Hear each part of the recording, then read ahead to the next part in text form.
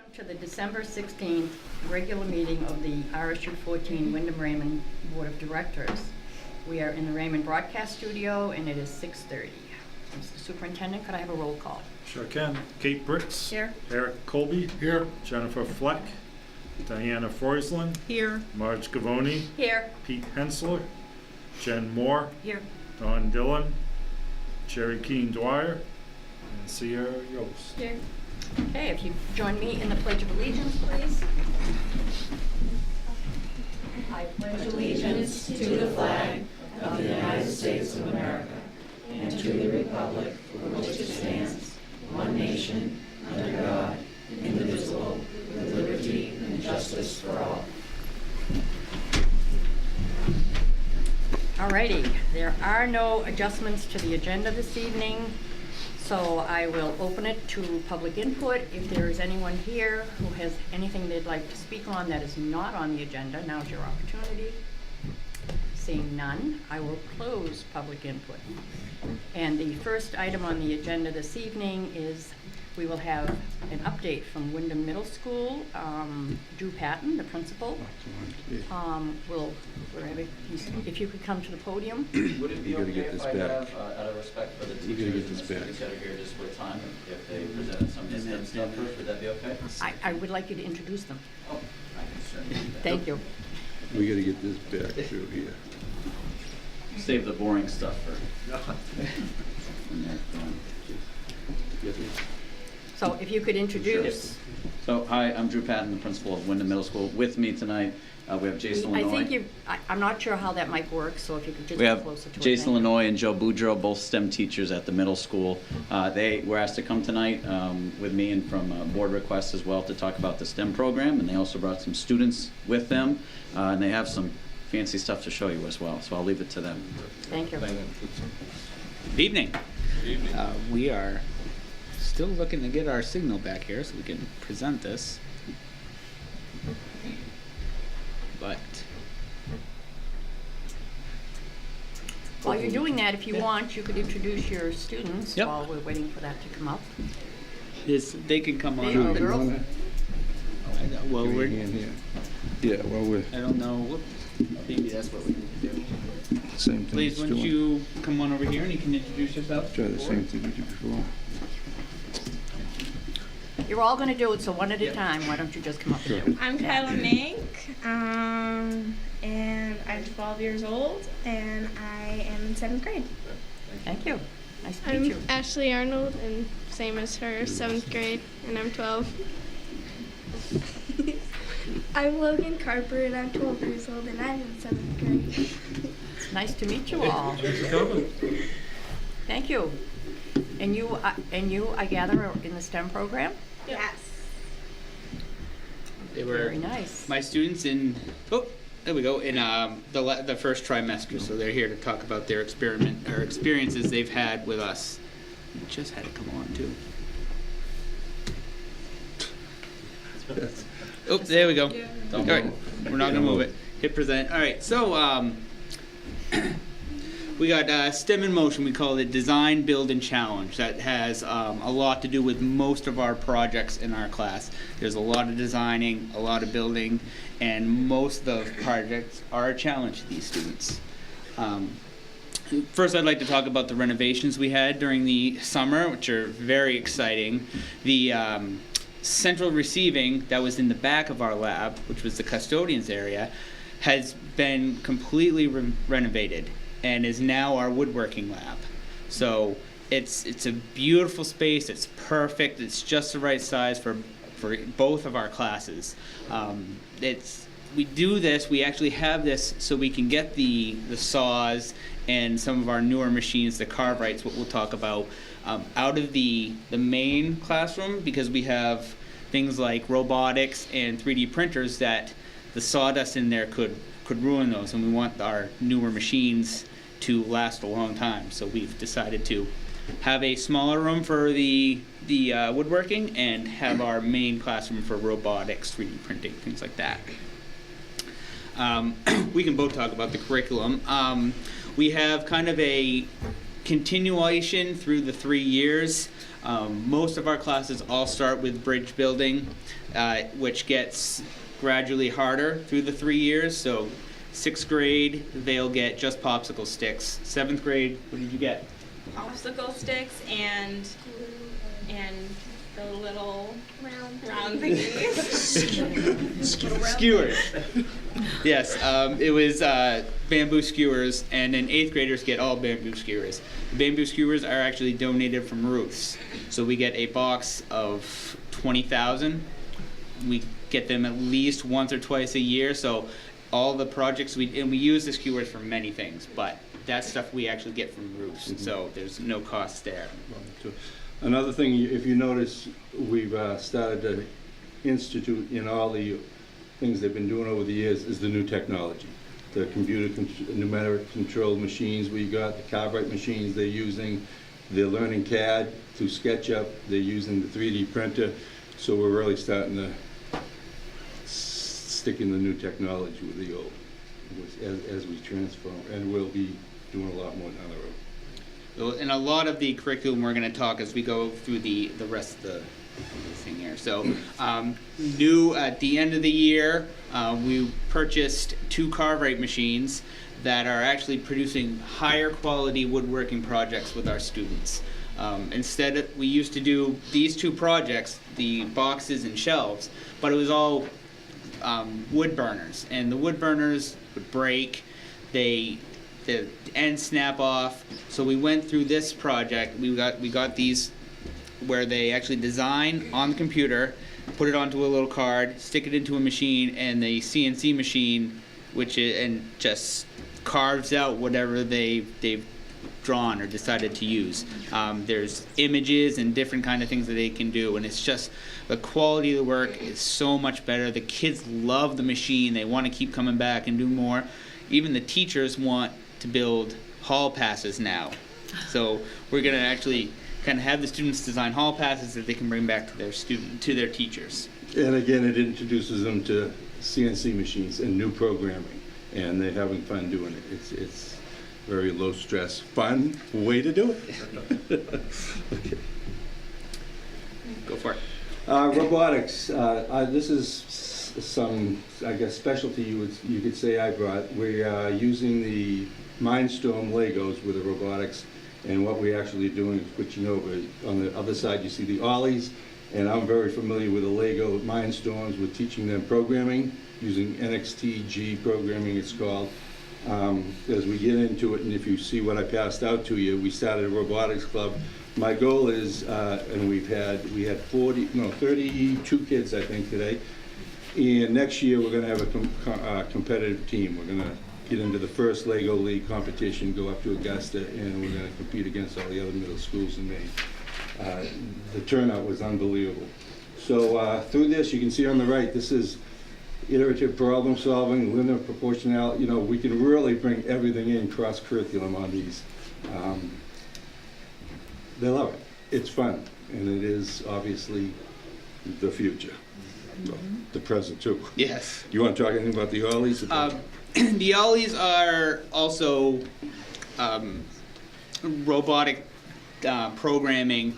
I love it. It's so much better than from last year. Last year, the programming was so difficult, hard for the students to understand.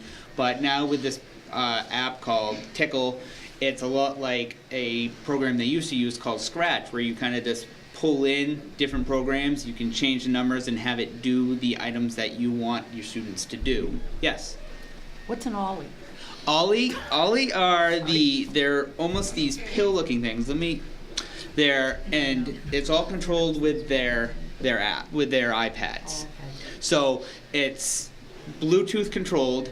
They're the little ball-looking things on the right there are the Spheros, and the pill-looking ones are the Ollies. And they can do turns. They're fast. The Ollies are really fast. They can go 14 miles per hour. They can do tricks.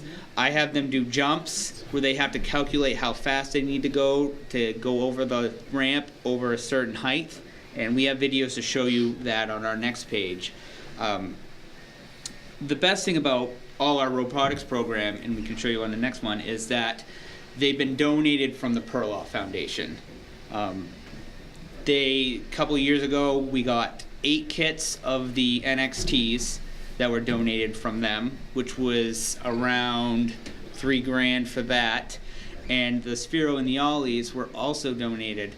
I actually bought some for myself, brought them into the engineering club we had last year when they came to visit, because the Perloffs visit 3 or 4 times a year. I said, hey, show them this, show them that we want to bring this into our classroom. They loved it.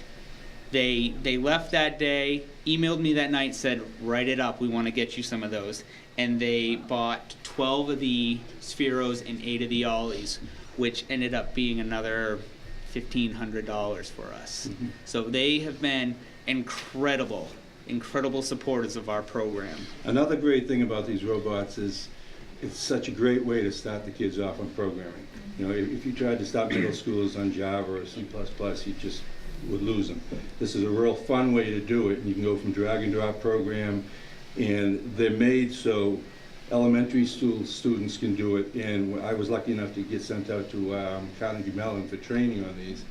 And when I went out there, they used them in college. They actually got together with NASA and engineers from Carnegie Mellon, and they made a working satellite using Mindstorm Legos. So you know, you can get every level you want to get to, so students can go as far as they want to go. Is programming the same as coding? Yeah, coding. Well, yeah. Yes? Yep. Okay. Yeah. So this first video here is the ollie jump. So my students have to calculate how far away from their barrier is and how fast they need to go over the ramp and over the different barriers. And you can add different sections that are about 3 inches each. So this is about a 9-inch jump that they made. Oops.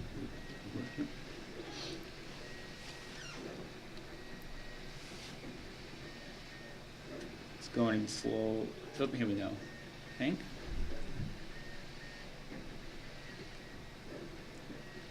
Technology. Yep. Let's see if we can get this one to play. Here we go. So this was a program where they have sensors. As soon as the sensor saw the ball, it went up to it and hit it. There we go. Sadly, this one's not working. Here we go. So there. Yeah. So they were really excited. So they had to make sure that they went the right speed, going from the certain distance to get over the ramp and over the barrier. Next slide. Here we go.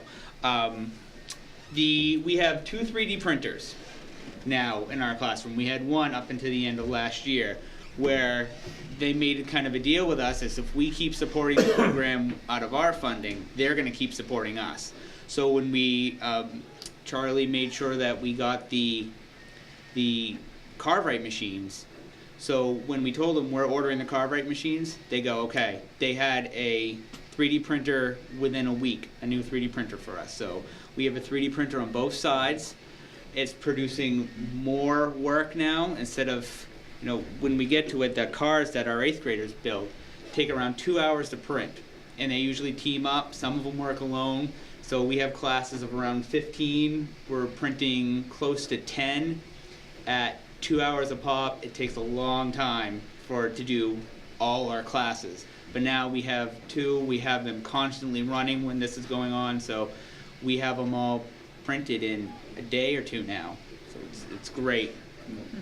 And again, they're going through the design process, and they're using CAD software doing it, and they, half the time they don't even realize what they're doing is so cool.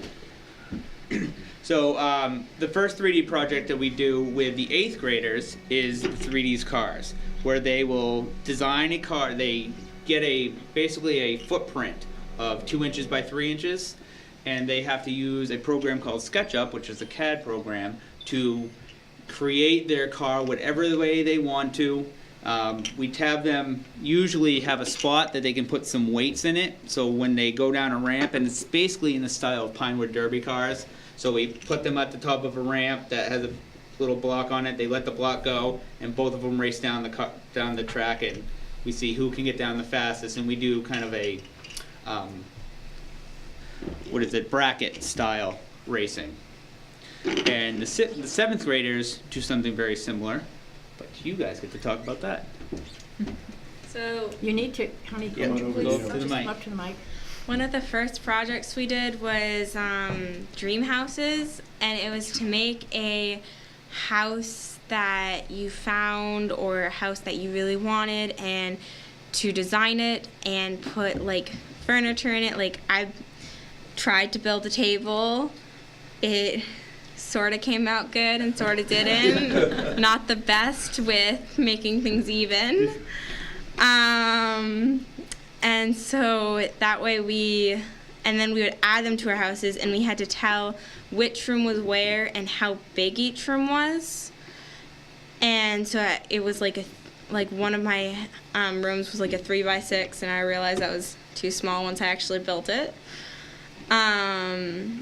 And so, but to build the actual tables or couches, you go on SketchUp, and it takes maybe 80 minutes just to build one thing. And like I built a table, and it took like 20 minutes just to actually design it. And so that took us a while. And once we had all of our houses put together, we could add carpet or like walls and also like doors and all sorts of different stuff to the houses. So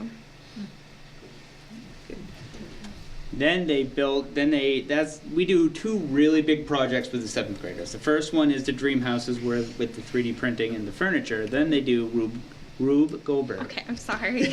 She has a hard time I saying can't Rube pronounce Goldberg. that. The house is to scale too. They scale it down 1/4 inch to a foot, so they learn exactly to scale all the rooms and So- the windows and doors. This project was my favorite project because it's a lot of fun. But we did Elephant toothpaste. elephant toothpaste, and the whole part of I can't pronounce it Rube Goldberg. is to have a really complicated machine that completes a really simple task. And so, like in this video, it's to pop a balloon.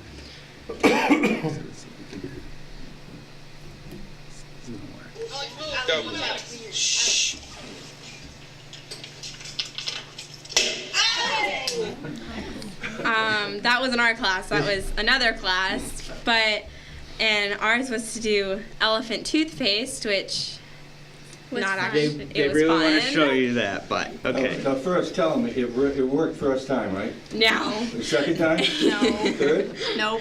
This Big part of this is getting into the engineering design process where we really want them to learn that failure isn't the end, it's the beginning.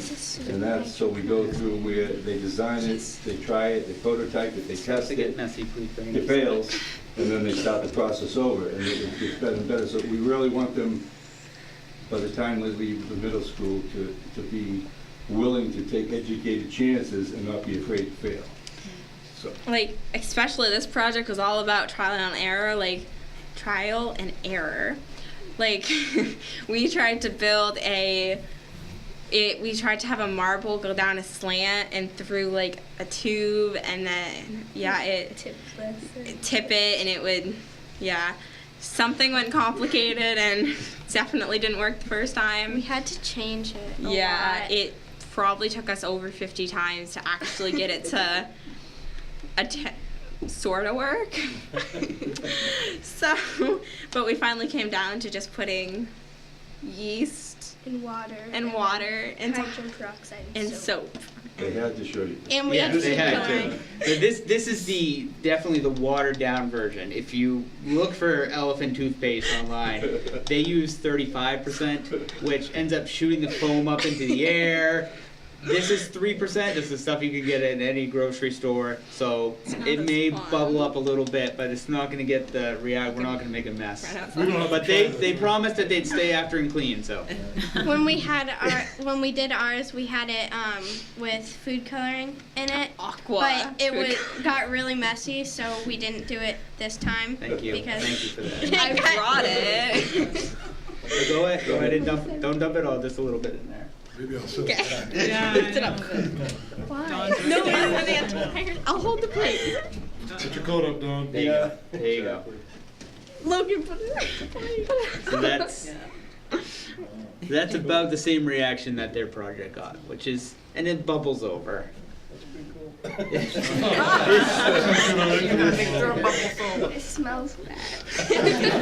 Because yeast is in bread. Yes. Go ahead and bring that outside so we don't Where do you make a want me to mess. put it? Just put it right on the. I'll take care of it when we come back. So. Give it right to Don. But definitely, this project was more about trial and error than anything else. It was a lot of fun, this one. This was everybody's favorite project, although it failed many, many times. I hope you got an A for perseverance. We don't do A's anymore. Oh, sorry. That's right, I'm sorry, it's my Just gonna age. start at It's my age. Four.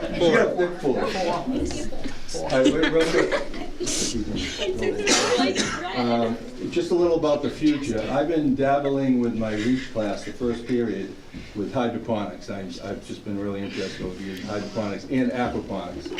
And I do it at home. Everybody laughs at me, but I eat vegetables in the winter, so.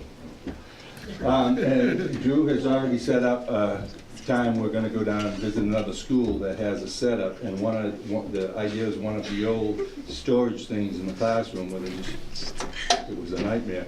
We wanna turn it into a hydroponics / aquaponics, and that's so much science and chemistry and STEM and everything, and I think it would be really exciting to get that going together. And as you saw our pass out, we had our first meeting today that was just unbelievable. Early in the day, I told Drew I didn't know if we were gonna have 2 kids or 20 kids, and we had over 30 with more saying they wanna come, so that's really exciting. And hopefully that's gonna turn into a competitive team. Move on from there, and first Legos, we're doing the club now, hopefully, well, for sure next year we'll have teams going against other schools. Sea Perch, I was involved in that a little. I know the people involved in the shipyard. I've already contacted them. On July 23rd, a Saturday, I'm going for training, and we're going to bring sea perch in the middle school. I don't know if you're familiar with that. It's a remotely controlled robot that goes underwater, and they use pools, and the kids have to pick up balls or go through certain things. It's a competition, fun competition. The one I was a little involved with was UNH. And they're having a competition, this is January, they're having a competition early April at UNH, and then a little later in April at Bath. And I'm gonna say we're gonna give it a shot to get into that, but this year, but for sure next year. And it's just a great thing, very inexpensive. I believe, I've been told by my friend at the shipyard that he can get us all the parts and everything free. So we're thinking about having one entire class of the school just sort of stop and do that and compete. So, and then maybe in a couple of years, if things go good with the robotics club, we'll move into the bigger robots, VEX robotics, which is a little more, the software, the programming is a little more intricate, and it's nuts and bolts and screws instead of Legos, and it's just the next step up. Yeah, that's great. So, and anything else? You have any questions any for us, questions? for our students? That's a great table. It is a good table. I'm trying, you said you messed it up. I fixed it. Oh. Here, bring that up too, and give her that, tell her we just printed that out too. I have a question. That's okay. Yeah. I have a question for you guys. Sure. So when does this program fit into the schedule? Which, The STEM class, like when is the this? club? This The is class? Oh, the class. Yeah, it's part of the applied arts in the middle school. So we see students 80 minutes. We have 80-minute blocks. So we'll see 6th, 7th, and 8th graders, 80 minutes a day, usually two 80-minute blocks a week, and then one 40-minute block on Fridays. Fridays are split blocks. And they have us for 12 weeks, so it's a trimester class. And this is applied arts that you've always had. It's just you've just raised the bar. Yes, yes, Yeah. we've kind of built off of the old industrial technology and Right. made it into STEM. That was a big push for many years, and you know, I kind of got the push from Charlie. Said, okay, do this, do this, do this, and you know, one of the big things was getting the 3D printer. He goes, talk to Dave and Sandy Perloff, and I did, and they go, absolutely. We were kind of part of their guinea pig with putting these 3D printers in different schools. They put a couple different designs, different machines in there, and they come to this one. This was one of the first MakerBots. It was us and Nokomis, I think, had their MakerBots, and those were the most successful ones. So that's what they went with. Yeah. Did you bring any more of your little gadgets that you make on that? I've seen it, like the chain. Right. There's a chain it's that right just here. went around. And the whistle. I didn't bring the whistle. It works. There's this But- car too. Yep. That one. But I mean, these are extra cars, so you're more than welcome to keep these here to look play at with. them, play around, see what we do. Have races. I think we better test it out. Yeah, you can race them after if you want. Yes. Jason, a little bit off that, are you doing the iBoat? And if so, is that? Yes, I still have the iBoat there. I need to get that information out to everybody in Wyndham Raymond, so I'm gonna be drafting up an I'm email not with a pushing, I'm picture. just curious. Nope. Yes, it's still currently in my lab, and you know everybody sees it and want to know what it is, and I tell them they're excited. But I haven't had really any teachers bite on it yet. I know Tom Nash is kind of interested in it too, but Bob Aslam's kind of like let's get it out into the classroom. So I really want this to go someplace else where it can sit for a while, and hopefully people want to add. We don't even have a name for it yet, so we need to get that out there and get a name and get some stuff inside, because I think it's a great project and just an absolutely amazing way to connect with another school, possibly overseas, that you know it's great. And you got GPS. We still have one that's out there that's still sending GPS pings. I think it's in the belly of a great white. Just Probably. For those of you that don't, we have a boat. It's a pretty decent sized boat, probably 4 or 5 feet. And it has GPS that sends out pings every 12 hours. So you can track it while it's out in the ocean. And really the main goal is to have it hit land, where they're told that they're supposed to bring it to a school where, you know, they can contact us. There's a little area inside that's waterproof, that you can put, you know, flash drives, we can put a t-shirt in there, pictures, whatever we want to do, and hopefully have that connection, you know, via Skype or pen pals, however we want to do that. You know, I think it could be a great class project for someone that really wants to do, maybe doing something on the ocean, tides, things like that. Have you, and you've approached the high school with this? I believe we've talked to the high school about it. I know Mr. Howell has a couple classes that he would like to see with Okay. that. Because they can view the data at some point and track. Yeah, it. there's a website. You just go right onto the website, and it will show you where the boat is currently, basically, where of the last ping there was. It's cool. Westbrook and Scarborough did communicate with, I think one landed in Ireland, one in Spain or whatever, and they have been in communication with the school. Yeah. Is it big enough for a person to fit in? I want to No. know. No, I'm sorry. No, Oh, well, I guess I'm. After the fate of the last one, I don't know if you want. Oh, I know. No, I don't want to go to Billy or Boyle. All right, Wow, thank that's you. great. Yeah, you're welcome. Anybody else have? Anybody else? Anything? Any questions? It's like a lot of fun. That's Thank awesome. you, yeah. This is, Thank you you. know, I have to say, in a short amount of time, it's really come quite a ways. I Yes, mean, we've worked very hard. Unbelievable.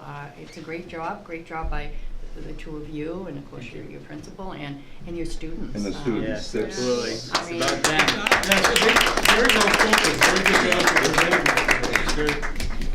it's cost us a lot. Yeah.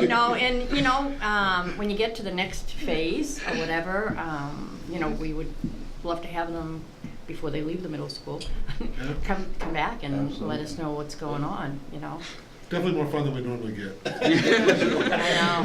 That's great. So thank you very, very much Thank for you. sharing with for us. having us. It's nice when we can bring the classroom to the board. Right. Thank you. And I'd like to thank the parents for supporting their Yes. students and bringing them up here. Great job, Can we keep guys. the chain Thanks. too? Kate needs a toy. Okay, you're welcome. Kate's been off her chain for a long time. See you then, have fun.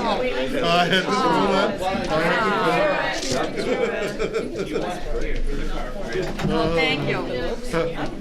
My grandson, thank you. Very good. There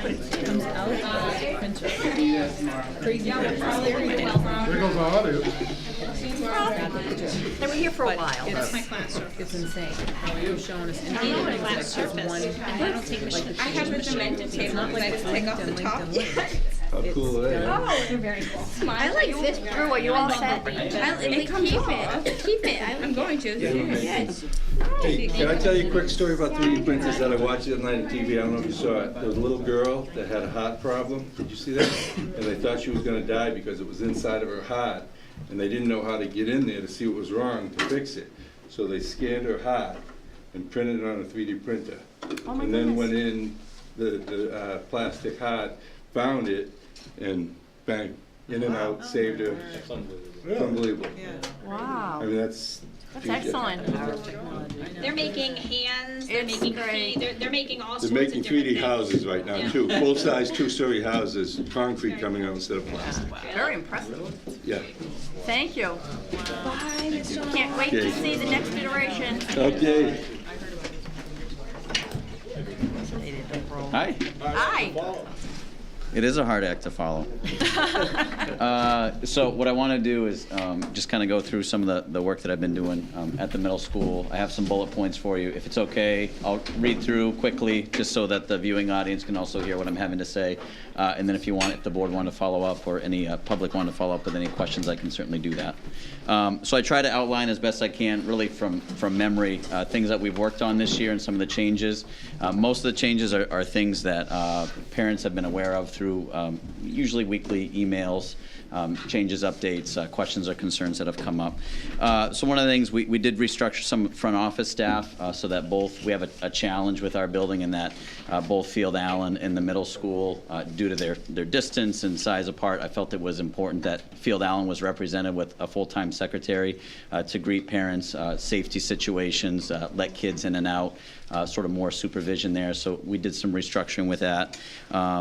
And not to any detriment to the middle school and the way that functions. We changed some of the start time for kids in terms of when they actually go to class. We pushed that back a little bit. And a lot of that was around kind of a theme that I worked on this year was improving the safety and supervision with kids. So some of it, not to get into all of the details, but due to the start times and when kids were coming in and where they were going during that morning time, it created some voids where we didn't always have consistent supervision from staff members, and then that sometimes can create issues with kids at this age not being where they should and not doing what they should. So we pushed that back a little bit. Students have had some more time to socialize. As you know, 7:05 is really early for kids and their brain and sort of waking up. What they were doing last year seemed like they were sort of just jumping into the day. Without really any time to sort of wake up and get acclimated. So we did that this year. We have some bells and other things that sort of signify this is the start of the school day. There wasn't a lot of distinction with that last year. So we have a bell, starts the school day. We have places in the morning for students to go. There's supervision from staff members in the library, the cafeteria, the gym lobby, and also the gym. Kids can eat breakfast, hang out socialize. That's all during time that staff members are there and present. And then from there, the bell rings, kids go off to their homerooms. I come on at the announcements at 7:35 in the morning, read the announcements. We do the pledge, try to do some fun stuff or funny stuff during announcements, and then we start the day. So there's been a bit of a change with that. We do have a lot of kids that come in and are dropped off by parents from 6:30, sometimes 6:15 on. And I just tell them we don't have supervision at that time. Most days I'm there, Monday, Wednesday, Fridays from 6:15 on, so I can kind of be those eyes. But we have a lot of kids, and I think with their parental situations where they're dropped off, and which is fine, and they come into the cafeteria and they kind of hang out there until the big busload comes in at 7:05 in the morning. Some of the things that's changed with the high school start time, and also with a lot of high school students dropping off their siblings, our tardies have gone down to none or one. The office was a very busy place from what I understand last year during that morning time with tardies coming in and other things. It was very sort of chaotic and hectic, and we've been able to calm that down to where it's really a very low-key, manageable situation in the mornings where, you know, kids aren't frustrated and flustered. Parents are getting what they need if they're coming in to see me or seek out help from anybody else. One thing that I rolled in on this year is we had 8th grade study halls. So there was actually 8th graders for 9 weeks at a time, every other day, had an 80-minute study hall, which was held in the cafeteria, and the supervision was provided by front office staff when they were available, which wasn't an ideal situation. So we're actually able to put a fix to that, and so we've eliminated 8th grade study halls. So we have a lot more academics going on with those students who would not have had that had we sort of kept that pattern going. Okay. So overall, I've asked staff to be more involved in student supervision of kids. We had some issues with students passing between the middle school and Field Allen due to the distance, due to being 6th graders who can struggle a little more with what the norms are and the SOPs for doing that. So staff typically walk students to and from the middle school. We have teachers posted in the hallways when they're dismissed from lunch. And all of this is just to provide more adult supervision and more accountability for kids. You typically will cut down on issues with bullying or peer problems just because there are adults around that can watch and supervise what's going on within the school. And I think that has had a positive effect on our rates of any behavior incidents, during passing times and just in general in the middle school. I could give you some predictions and numbers, but they've steadily gone down over the past 4 years, and we're really on track this year to have the lowest numbers that we've had in terms of behavioral interventions or behavioral referrals with kids for a long period of time. Schedule change, we had worked on, if you understand before, there was what's called a floor level schedule, where there's both 7th and 8th grade students on the first floor in the academic wing in the middle school, and then both 7th and 8th grade students on the second floor. So they were on a floor level schedule, so all the 7th and 8th graders went to applied arts on the first floor at the same time and lunch at the same time. And what we did is, it was really easy to do, and the reason we did it, one is so that 7th graders could eat lunch together and so that 8th graders could eat lunch together, but it created this time, a common time during the day that 7th grade teachers could meet all at once to work on curriculum, planning, assessments all together. So that was one fix that we made this year. Parents like that, kids like that because they were with more of their peers. So that was a really easy change to do. We tried some new lunch procedures, and then we went back to the old ones because sometimes we try stuff and it doesn't work the way that we wanted it to. Overall, what we were trying to do is bring some fairness and equity in terms of students coming into lunch. Not always past years, kids, depending on their location in the building, they might have been to lunch first every time, and if you had the room at the other end of the building, you were last in lunch all the time. So we tried to make some changes around that. Overall, I felt the changes were good, except it's shortened the amount of time that students had overall for lunch, and instead of increasing the amount of lunchtime, which then throws off the scheduling and a lot of other things, we just went back to the old procedures, so kids come in and they can come right into line. So it's one of those gives and takes, but I just want to put that in there so that students can see and that we try things in schools and sometimes they don't work, so we might go back to what the traditional piece was.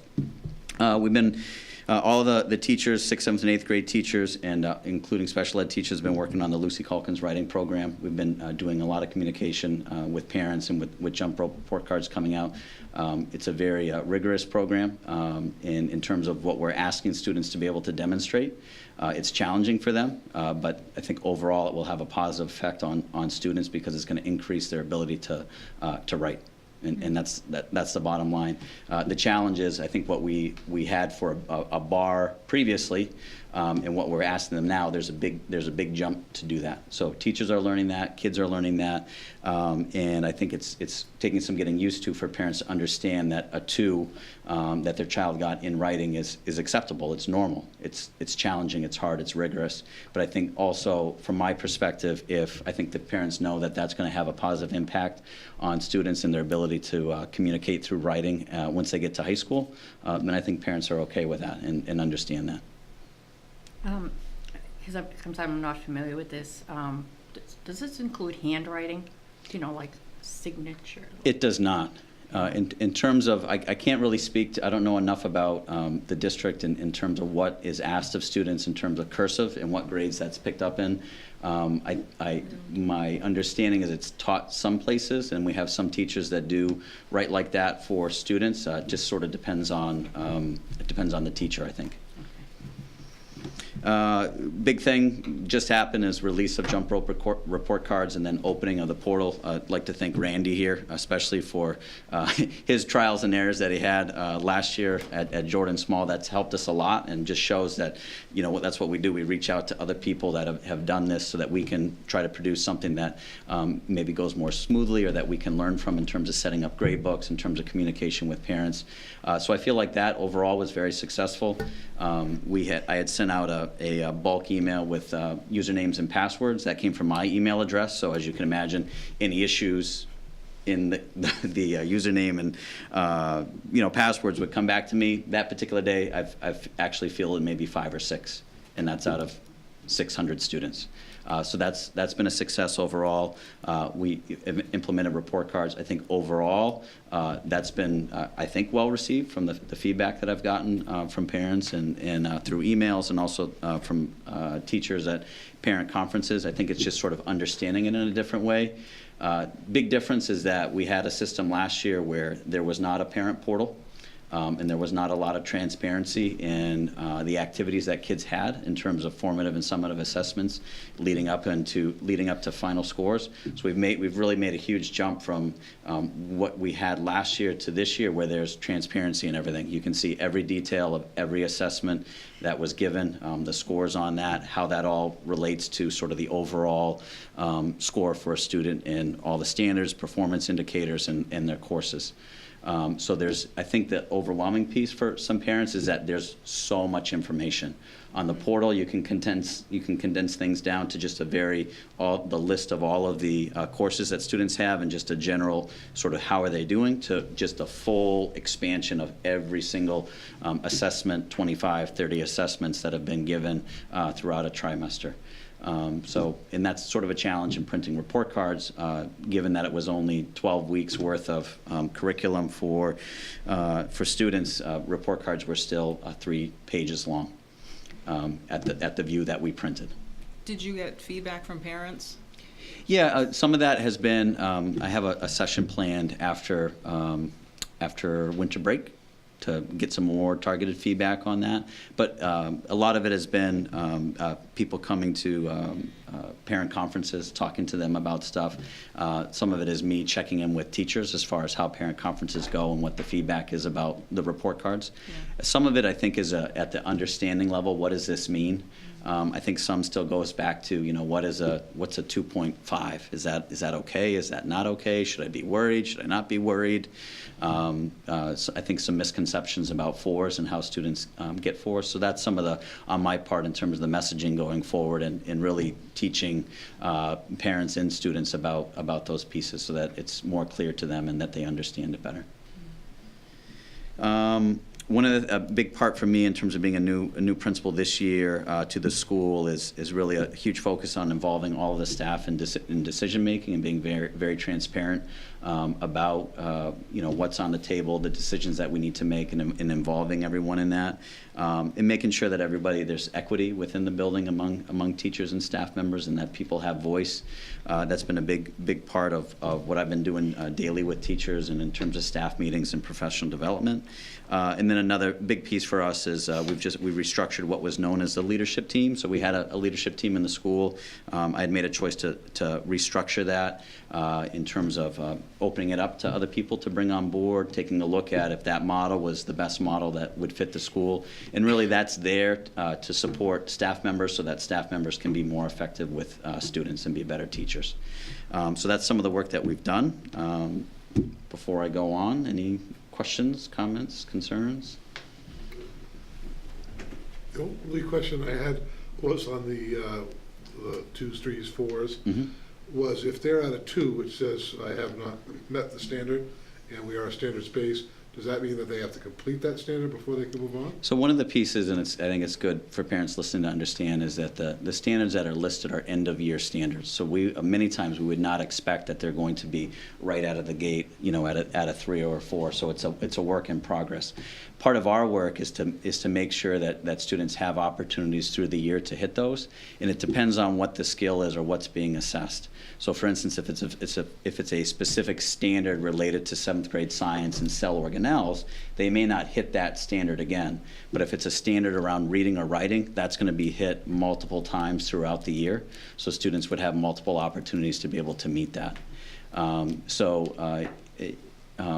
In terms of that, 2s, we look at it as a work in progress, and really what we want to look at is for growth for any student, wherever they are, that they're making growth. So it's not that everybody should be at 3s at this point, and even at the end of the year, some students just are not ready for that or haven't developed some of the other skills that they need to be able to reach a 3 in those areas. So they do continue on, and they don't have to finish that standard? So many times they will continue on. Again, it depends on the teacher, it depends on the course, and it depends on what sort of specific skill that they're working on. Can I just ask a Sure. quickie? Because this is different, and it's kind of like not really passing or failing. And the reason I bring this up is because I know, like, the kids in drama, and I don't know if it affects other things, have a paper that just came home that they have to take around to all of their teachers saying that they're passing. Now, I remember you sent an email out, and I will never get this straight on how you phrased it, but a 2 or 2.5 doesn't necessarily mean you were failing, and wouldn't keep you from doing this extracurricular Correct. stuff. So I'm wondering how that is going to relate to the form that they're going to be taking around now to their teachers, saying that they're passing in order for them to be in the drama. And I'm just using the drama only because Sure. I'm aware of this one. And that's come up with sports and things like that too. With before, when you didn't have a proficiency-based system, it was a very easy cut and dry. If you have a 70 or above, you're playing or you're participating. We don't want parents to equate that a 2 is failing. And even because a student had a 2 on an assessment or a 1 on assessment doesn't mean that they're not able to participate in sports or extracurricular activities. So I think it becomes a little bit more of a gray area. I mean, one of the things that I want to make sure that our students that are participating in sports or extracurricular activities are doing what they need to do in the classroom. They're being respectful to their teacher and to their peers. They're completing work that's assigned to them. They're working well with other members of the class. If those things aren't going well, then I feel like there should be a plan in place and some accountability for the student where they may need to sit out some games or they may need to come after school to make up work. So I look at it as if a student is really putting forth that effort in trying in class and they're doing what's asked of them and they may still not be getting 3s or they may not be meeting all of the standards, I don't see that as a reason to pull them from participating in an activity. If it's because they're not doing their classwork, then I think that's a different story.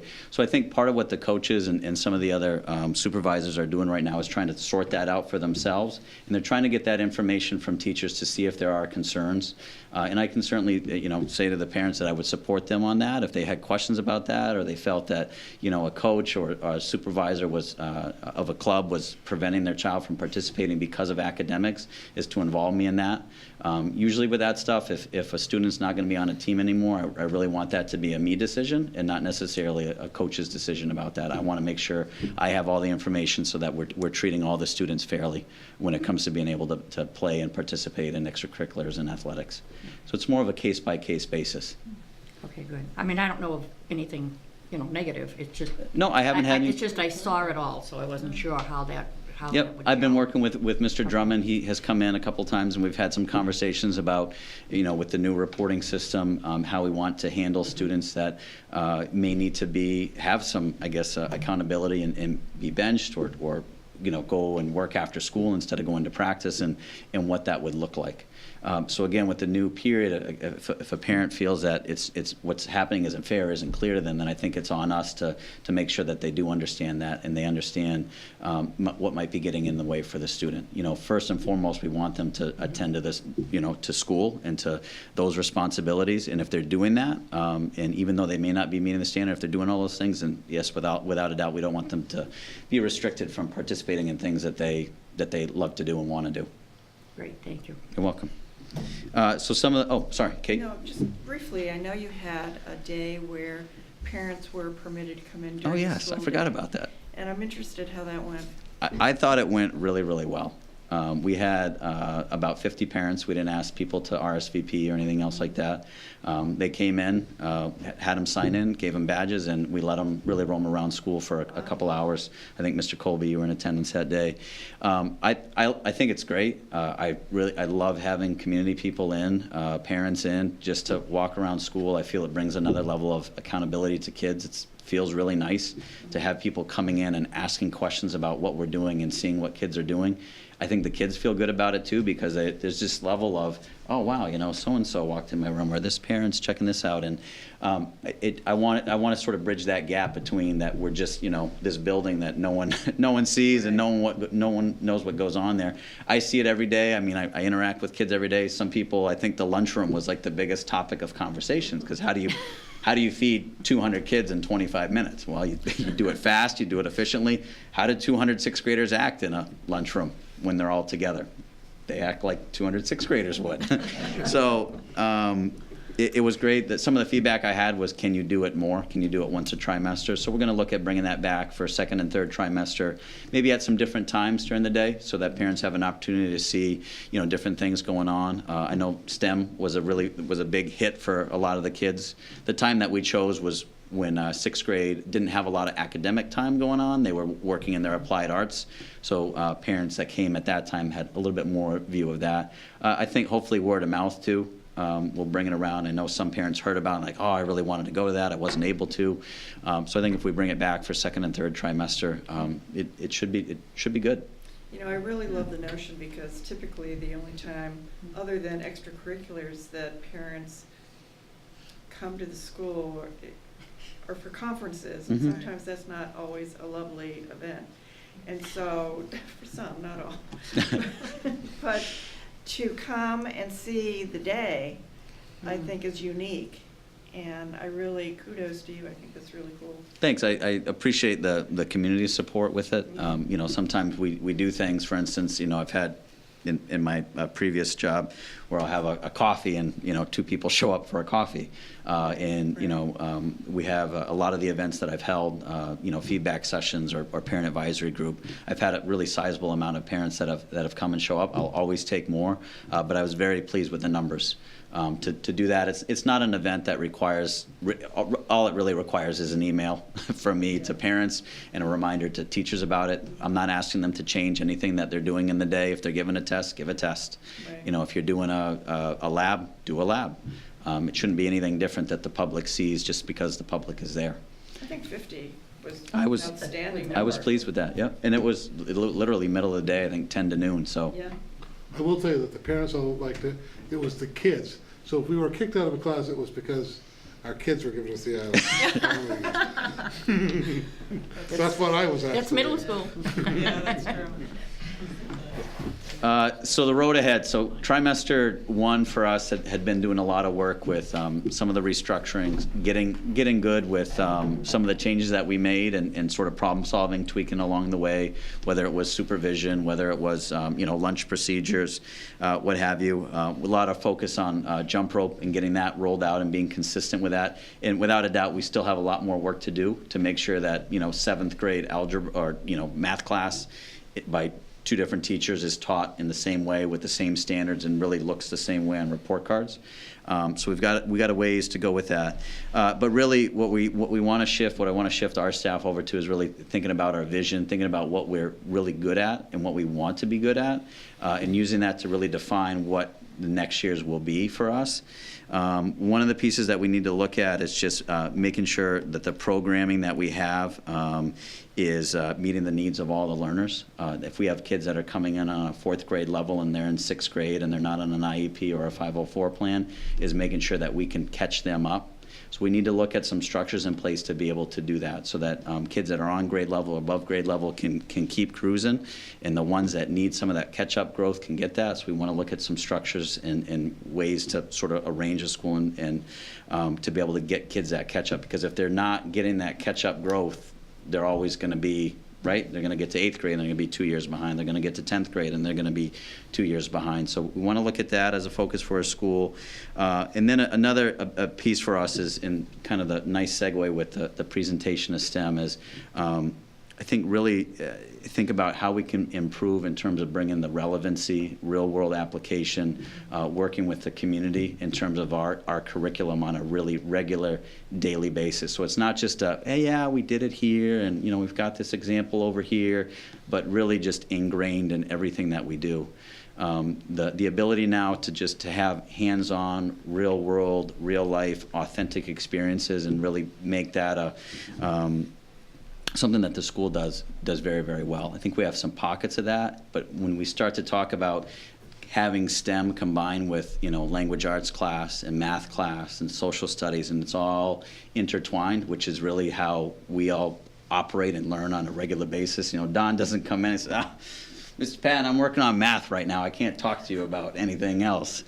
So we're not segmented like that, but yet we kind of, our approach to kids is often like that. Hey, now it's 55 minutes of math, and that's going to have nothing to do with language arts, and that has nothing to do with, your social studies class. So we need to kind of get rid of some of those lines, I think, a little bit more. And that will, I think, help with the engagement piece for students. And really the piece around real-world, hands-on application, and it does bring in that ability to work with the community. And I feel like we have a community here that is really raring to go, and that if I ask them to help out with something, I would probably have 10 emails tomorrow saying, yep, I can help you with that, we can support with that. So we're working on, I think did some stuff in the past as a school where 8th graders had sort of a day of work study. We're working on that with a parent advisory group right now to bring back a day where 8th graders go out into the community with supervision from staff members, and we try to find them some job placements for the day. Just again to start thinking about, what do I want to do, what did I like, what did I not like, and the experiences that come with that. That is cool. So that's what I have for you today. Tonight.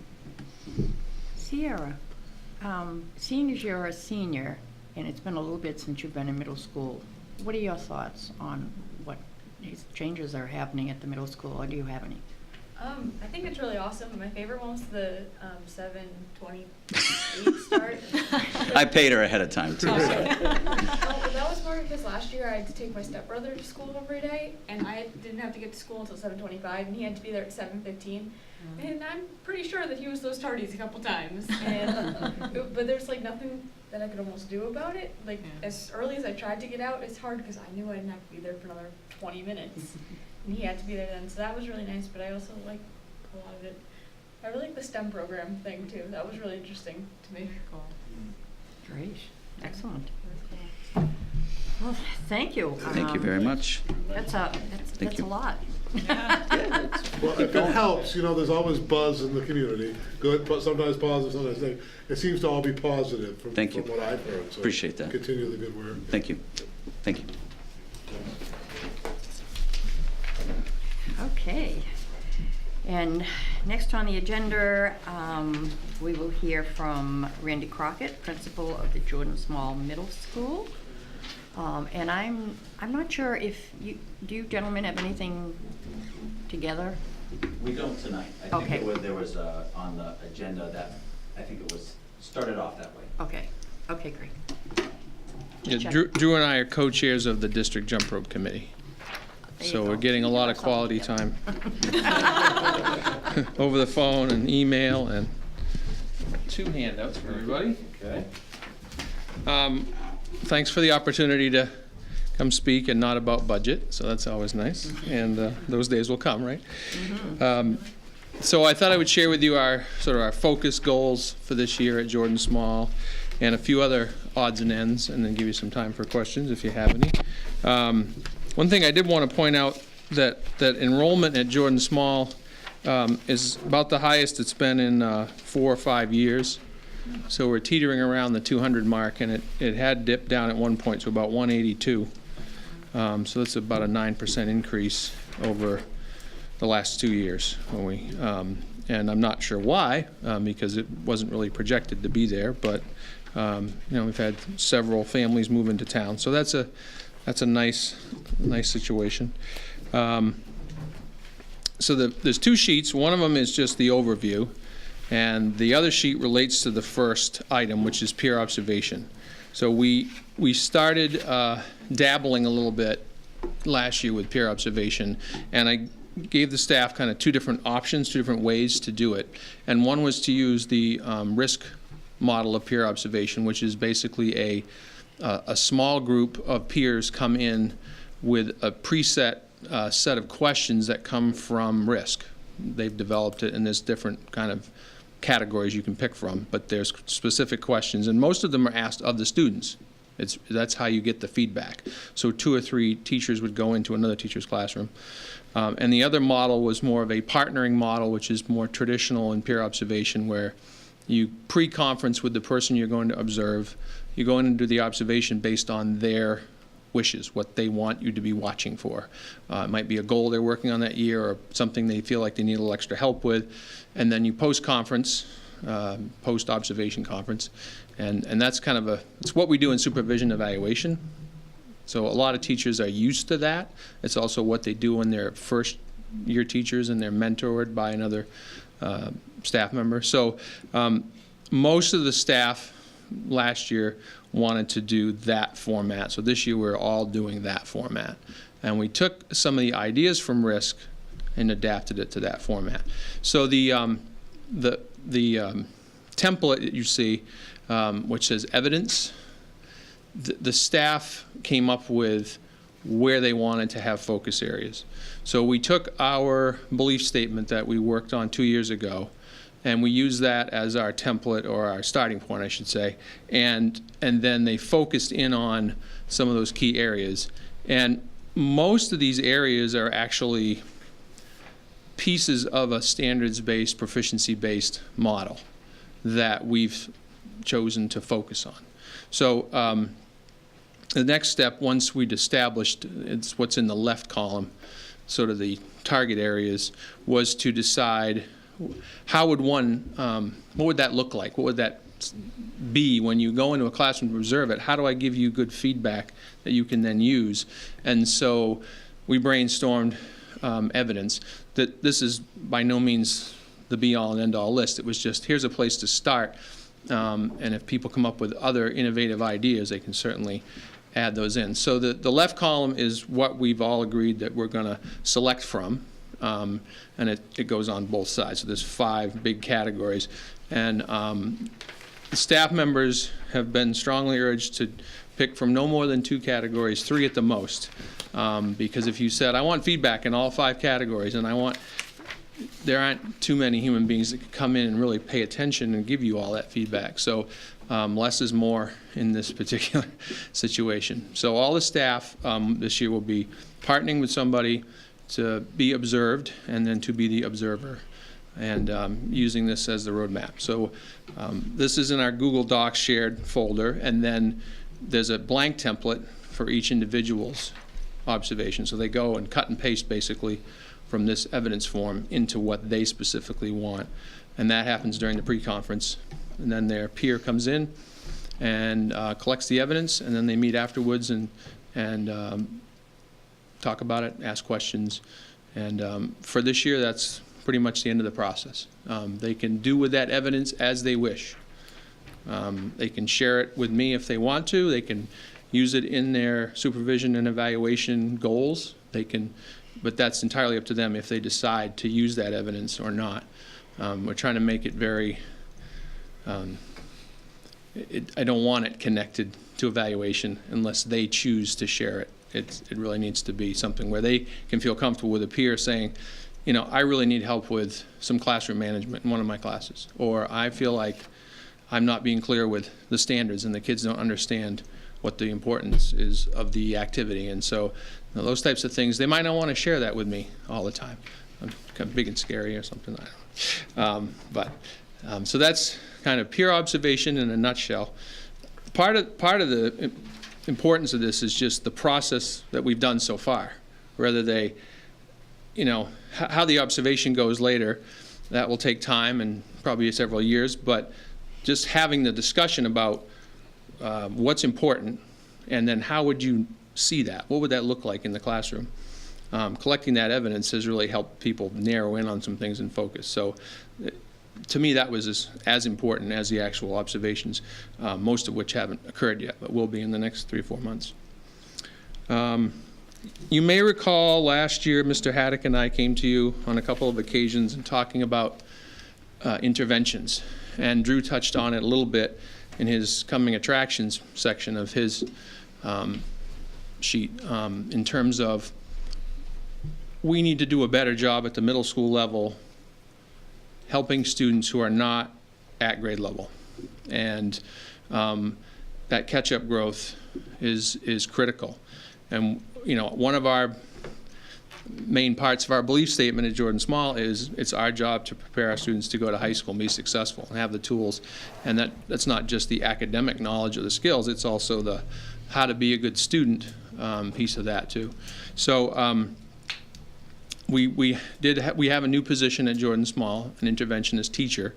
It was formerly an ed tech position, and now it's a teacher who does work with students who need more time to really solidify standards in some of the content that they should have already met, reached proficiency on. So that's a work in progress. I think we're headed in the right direction. I think having a teacher overseeing that is much different than an ed tech. And we had some great ed techs that did it, but it's a complex situation. And these are students who actually need the best teachers we can find, because they're the ones that need innovative approaches. They're the ones that are sometimes a little bit of an enigma as to, I don't know why you're not quite grasping this, so they need to really think through each student. So I guess the good news is that I think we're headed in the right direction. We've revamped our student assistance team, which oversees interventions for the school. And we have like a standing committee of 4 members, but then each team sends a representative when they want to bring a student to SAT, and that person knows that student well. So we've got a tighter model on writing student assistance plans, whether it's around behavioral goals or around academic goals. So that's still, we're still getting the kinks out, but I'm pretty happy with it. Habits of work and guiding principles is really a district goal, but it is something that we've been reporting out on guiding principles since last year. And prior to that, at Jordan Small, we called it an effort grade. And it was all those things that go into learning, but not the actual final assessment piece of that. So that we had, and this occurred several years ago, 5 or 6 years ago, separated what is now being called habits of work, what we used to call effort, things like homework, class participation, organizational skills, things that help you be a good student, help you be successful, but aren't the content in and of themselves. So that's a district work in progress, and it's also redefining and making sure we're clear on what the guiding principles are, which are very big overarching state standards for graduation, and then looking at habits of work, one of those nitty-gritty pieces. So we're kind of, frankly, all over the place right now at Jordan Small from staff as to what they're putting in guiding principles, how they're putting it in there. But for the most part, it's what we always have done as our effort grade stuff in the previous several years. So the terminology is still in a state of kind of flux, but I think conceptually the staff is really there. They now have a really clear understanding that when they're doing assessments that are big summative assessments, that's about what the student actually knows, not whether they were the kid that always did their homework, but do they actually understand the content? Because we realized many years ago that when we had A's, B's, and C's and so forth, that we have students getting B's who had bad work habits, rarely did their homework, but were really grasping a lot of content. And their B was more a reflection of their poor work habits, not their understanding of the course. We also knew we had kids getting B's who really didn't understand the concepts. They didn't understand the standards, but they were very hard workers, and they would go for extra help, always did their homework, organized, but could they actually demonstrate the knowledge and skills? Maybe that was more like a C-. So that was the first step at Jordan Small in proficiency-based, standards-based thinking. So all those pieces are a little complicated and sometimes confusing, and we're still working on it. The fourth goal is really around just getting deeper into, now that we have the curriculum pretty well mapped out, if Mr. Patton and I were both teaching math, which would not be good for my students, I'm not sure how your math, but anyway, if we both were teaching math, and he kind of alluded to this before, what does the 3 look like on graphing linear equations? I'm impressed I can pull that. Yeah, I don't know, but the answer, but I've heard the terminology. And would we score that the same? And if we're not, then it's not really fair to the students who then go on to another course where they're expected to know that. I gave the student a 3, and they have no clue because I didn't really get them to that level. He gave them a 3, and they know it perfectly. So that's sort of the deeper level work of proficiency-based. And then looking for, do we need common assessments in some areas?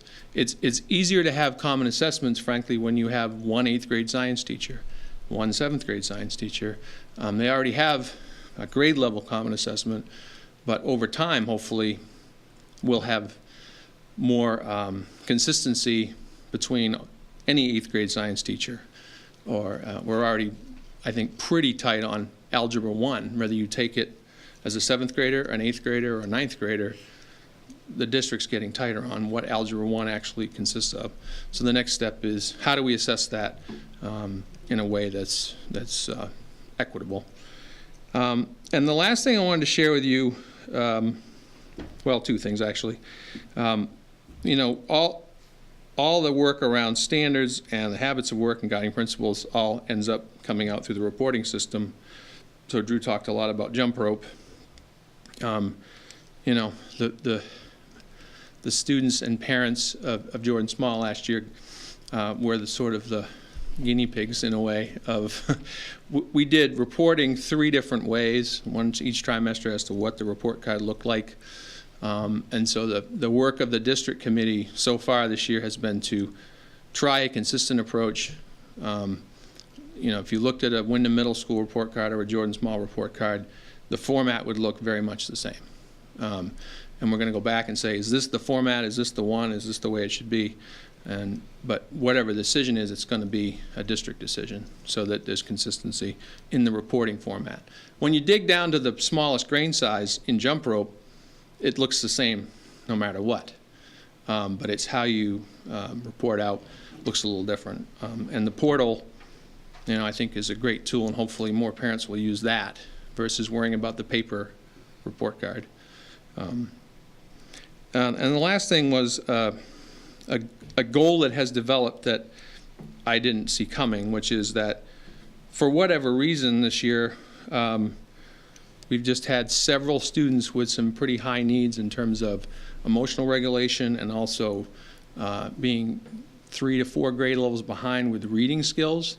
And some of our students who've moved to the district or have moved around a lot, and that has been a bit of a challenge for our special ed department, which we actually reduced the number of teachers in special ed, and thinking perhaps that was a little short-sighted now in hindsight, but it looked good. Looked good to Mr. Potenziano and I last May. But so that's been a little bit of a challenge that kind of got my attention. I think we're getting it under control, but that has kind of usurped a little energy from some of these other goals at times. Just trying to organize staff in a way that works for students, and some kids needing more support than we were prepared to give them, and things like that. So it's a kind of an unwritten goal right now. So that's my overview. If you have One question. Yeah. What schedule changes did you make to accommodate the new interventions? I remember last year you were saying you needed to change the periods. So Right, kids so weren't pulled out of things so much. Our old model was that we would have students come out of we call them academic enrichment classes. Wyndham Middle calls them applied arts. If you go down to a different middle school, they call them unified arts, but it's all the same stuff. So we would say to a student, you're really struggling in reading. So we would consult with the parent and say, which of their AE classes do you not want them to take so they can get some extra instruction in reading? And it was effective to a point, but also those students, some of them didn't have art, or some of them didn't have phys ed, or some of them didn't have. So we've done away with that model. 7th and 8th graders, we have about a 25-minute period every day, and it's academic support time. And so teachers will tell students, roughly a day or two ahead that for the next Tuesday and Thursday for the next 2 weeks, you're going to work with me. We're going to get this math skill that you're struggling with. We're going to get that figured out. And the applied arts staff, the AE teachers, help supervise, so that if a math teacher needs 4 kids tomorrow, there's an applied arts teacher who covers the rest of the students. And that's time that they can work independently if they're not with a teacher specifically for a skill. They can work on homework, they can silent read. It's basically a quiet study hall model, and have been pretty tight about it's not time to socialize, it's not time to play games on your iPad. And it's not that long a period of time, but it seems to be more effective for 7th and 8th graders to just we can be very flexible and adaptable. And if this week I'm struggling with that linear equation problem, if I can have a couple of small group sessions, 20 minutes at a time, with my math teacher, hopefully by the time I get assessed, I'll have figured it out. 5th and 6th grade's been a little more of a challenge, just scheduling wise. We didn't put in a block like that. So the classes are grouped somewhat, not completely, but they're grouped somewhat so that students who are not quite at grade level or have a few gaps are getting access to our interventionist teacher, as well as being in a group that tends to be a bit smaller, so that the regular teacher in that classroom has more time to group and regroup students. So that, for instance, if you're in our algebra class, which is 7th and 8th graders, is generally about 25 students in that. If you're in a math class that's pre-algebra 8th grade, it's about 16 or 17. So there's a little more individual attention. It's more individualized as to where you are in different standards. So there's, it would be nice to have some other options, but with X amount of staff and X amount of time. But we're monitoring very carefully to see, how we're doing with that. So there's some kids that are progress monitored every 4 to 6 weeks, and then others in 5th and 6th grade, everybody else in 5th and 6th grade has 3 benchmarks in reading and math every year. So we can kind of keep a track to see if this model works better than the old model over a period of this year and into next. Got a couple questions. I just want to make sure I understood both the habits of work and the district and school goals in terms of what's standard across the district versus how it is different in a classroom or a school setting. I'm not sure. So habits of work, that's the lifelong learner. Those are those principles on the jump rope report. Or is that guiding principles? There's 5 guiding principles that the state sent down, and lifelong learner is one of them. And I don't think I can rattle off the other 4 right now. Creative and innovative problem solving. And so they're big overarching standards. And what we found is that we were kind of mixing those big guiding principles with a lot of the more nitty-gritty stuff that really belongs under habits of work. So I think over the course of this year, district-wide, we're going to sort that out so that we become consistent of what's a guiding principle, at what grade levels do we report out on it, and what level does that look like. So it's kind of hard at a kindergarten level to say lifelong learner. You know, it's a graduation standard. It's not a standard that you can apply at every age. I mean, this is my personal soapbox, and so we've got to sort that out. But it's not like I'm going to sort it out at Jordan Small and he's going to sort it out at Wyndham. And so it'll be a standard across. Yeah, and you're fleshing it out. And the rubric. So habits of work. It's broken up into social responsibility, academic responsibility, and organization, I think, are the 3. Right. Randy and I have the same rubric, and the high school has the same rubric. So we're all consistent in terms of what we're looking at when teachers are scoring kids, but it's still what Randy thinks on this point and what I think on this point. There needs to be some more work with that, and also living with it for a year and seeing, did that work? Is this really an accurate reflection of what a student is showing or demonstrating in the classroom? But it's consistent from that standpoint. And the same is true for so what would be a district versus a school goal on your other bullet? So when we think about a particular ELA in 6th grade, where would they? Right. So the standards are district standards, and they're actually preloaded into jump rope. So, last year when we started using jump rope, teachers were taking curriculum documents, kind of picking and choosing. I'm going to work on this standard. Now I'm going to, now it's all very clear in jump rope. So they have to know where any given assignment kind of connects to the bigger standard. So we've got the big framework, but now we have to figure out exactly how to assess that. And is it what's the summative assessment level and what's formative? So formative would be things that you're doing just to practice, to learn a skill or a concept. So those are more teacher-based, classroom-based. I mean, your formative assessments might depend somewhat on the students you have in front of you. What's a good way that's going to work for those kids and these kids. And so, but those big kind of overarching standards that are, especially as you get into middle school, they have multiple pieces within them. It's not, like he mentioned the Lucy Calkins writing. We're using those standards to kind of frame the writing assessment, and it is a big step up in complexity. And so how do we deal with spelling, grammar, conventions underneath that bigger standard of narrative writing or writing argument? So that's what the ELA teachers, I'm picking on them, but they have the most complex standards. They're trying to sort that out right now for themselves, and then also in district conversations and building conversations. So it's we kind of look to Christine to say, at what level does the district say this is the expectation, and then at how much flexibility do we have underneath that?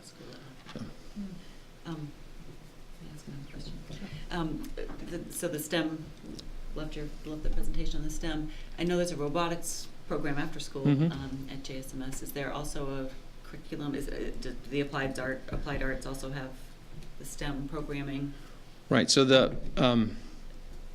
Jason and Rich Harris, Jason Lanoy, who just left, and Rich Harris, started working on consistent curriculum last year. So some of the projects that they had up on their visual, you would see at Jordan Small. For instance, bridge building.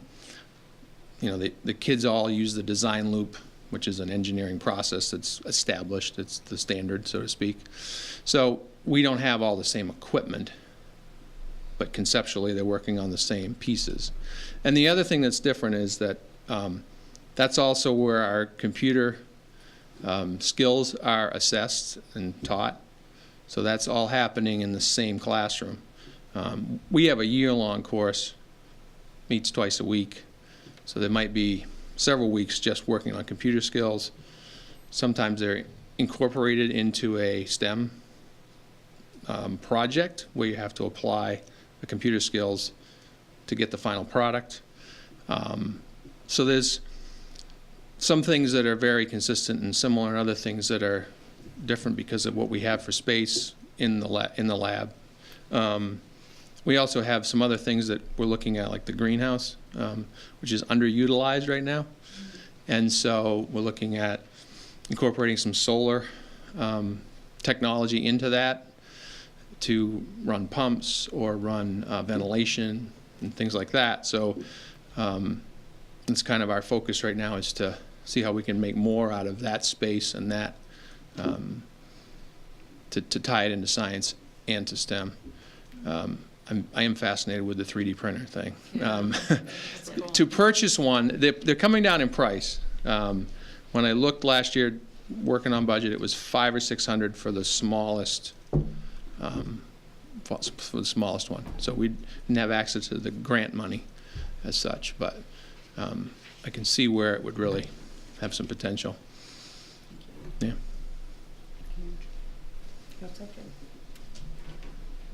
I'm good. You're good. I'm good. All right. Well, thank you. Thank you. Thank you. Okay, we're going to take a 5-minute break. So we will be back in 5 minutes.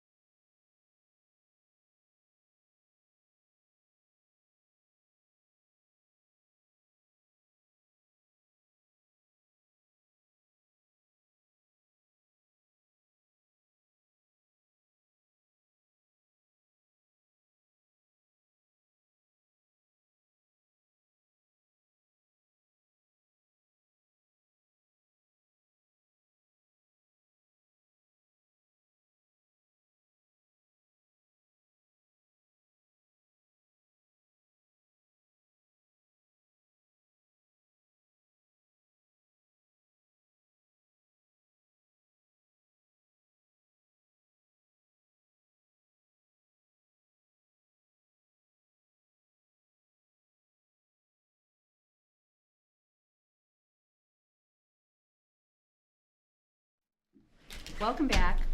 We are back at our regular meeting after a brief recess, and we will now hear from Superintendent Prince on the pre-kindergarten proposal that we have been looking at. Great, thank you, Marge. As you know, tonight, the charge was for me to come back in December to give an update as to what we've been doing with the preschool proposed program. So in your packet, you'll see this colorful sheet of paper that's sort of what we'll be going through tonight. And just so you know, in your packet, at your leisure, at some other point, there's all the agendas and minutes of the meetings that we've had this year on the left side.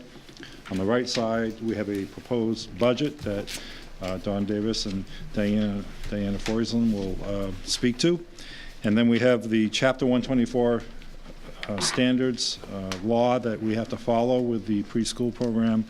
And just to refresh your memories, Sue Reed from DOE was here in the fall, did a PowerPoint, and I included that PowerPoint in your packet as well, because it has quite a bit of information, again, for you to look at your leisure. So, yes, indeed, we have been busy looking at the possibility of a RSU 14 preschool program, and hopefully after tonight, you will give us thumbs up or thumbs down as to how we should proceed for the rest of the school year. We're hoping that you would support this and for us to take the next step of actually building this into the budget so that we could begin the program next September. As a reminder, this is a preschool four-year-olds that would go into this program, and the program would serve Wyndham and Raymond students. It would be based at Raymond Elementary School because we have the space there, and maybe down in the future we could expand this program and have a program like at Wyndham High School. I know Mr. Howell would love to have a preschool program at the high school. He thinks it would be really wonderful for the high school students to interact with some of the preschool students. So that, that could be a logical next step, but right now we're looking at having this program at RES. Just for your information, the program committee consisted of myself, Don Davis, Marge Gavoni, Diane Foisland, Jerry Keene Dwyer, Lisa Garno, Mike Kelly, Bill Hansen, Christine Hessler, Deb Hutchinson, and Kyle Rhodes. We've been meeting each month and had great conversations. The Department of Ed, Sue Reed, came down and presented to the school committees, as you know, and she also has been a great resource just for ours if we have questions. She's just full of information and just a great resource. The committee did meet with Head Start, because at one point in time we thought, gee, maybe Head Start could be a way to kind of get us going with this program. In the past in Wyndham, we had a Head Start program. And so we invited Jean Cousin and Louise Marston down from Head Start, and they really talked about Head Start, the federal requirements. We're very open to working with us if we ever wanted to go in that direction, but there was no commitment. There are some qualifications that the community would have to qualify for. So they just talked a lot about the regulations with Head Start. It's another option. At this point in time, I don't want to say I want to speak for the committee, but I think it's fair to say that we perhaps are less interested at looking at Head Start right now just because of all the regulations. And we're not sure that our communities would really qualify. And Jerry Keene Dwyer, the board member, really delved more into that about the qualifications of communities who have free and reduced numbers that are significant, typically qualify for Head Start. So it's still on the plate, but I wouldn't say right now it's a top priority at this point in time to look at Head Start. Department of Ed wanted a submission letter to DOE to just indicate that we were pursuing this journey and looking at having a preschool program for next year. It's non-committed, but procedurally, they wanted us to put a submission letter in, and that was approved by Sue Reed, the DOE consultant. Today, or this week, actually, the subcommittee has been visiting one preschool program. We went to one, yeah. Yeah, and maybe people can speak to that after I'm done here, but again, the idea is to start looking around as what these programs entail. There's different ways to go about having a preschool program. One way is to have a morning session, an afternoon session, and you could serve up to 32 students. I think the program that the committee looked at today is an all-day program. Again, another option. So if I had to say the work that's going to be done from now till, I would say, the next couple months, it's really to design the delivery model that we want. We haven't really come to terms with that, but I would say that would be the next work. You know, is it going to be an all-day program, or are we going to have 2 half-day programs? Again, the budget will cover at the end here. The proposed starting time for this preschool program would be September 2016. We hope that through the budget process we could put money in to hire the staff late winter, early spring, so that they can begin to do screening of the students, to do some outreach with nursery schools, just hiring the staff and building the program. It would take some time to do that, to make sure that we're ready for September 1. Transportation, at this point in time, we have looked at that could be an option that's built into the budget. Does not mean that we would be providing transportation door to door or to neighborhood. We may have certain location points within Wyndham and Raymond where parents would gather and the bus would come and pick the students up. So for instance, it could be like Manchester School is where we're going to pick up Wyndham students, and Mill Road might be the place in Raymond to pick up the preschool kiddos. Community engagement is very important.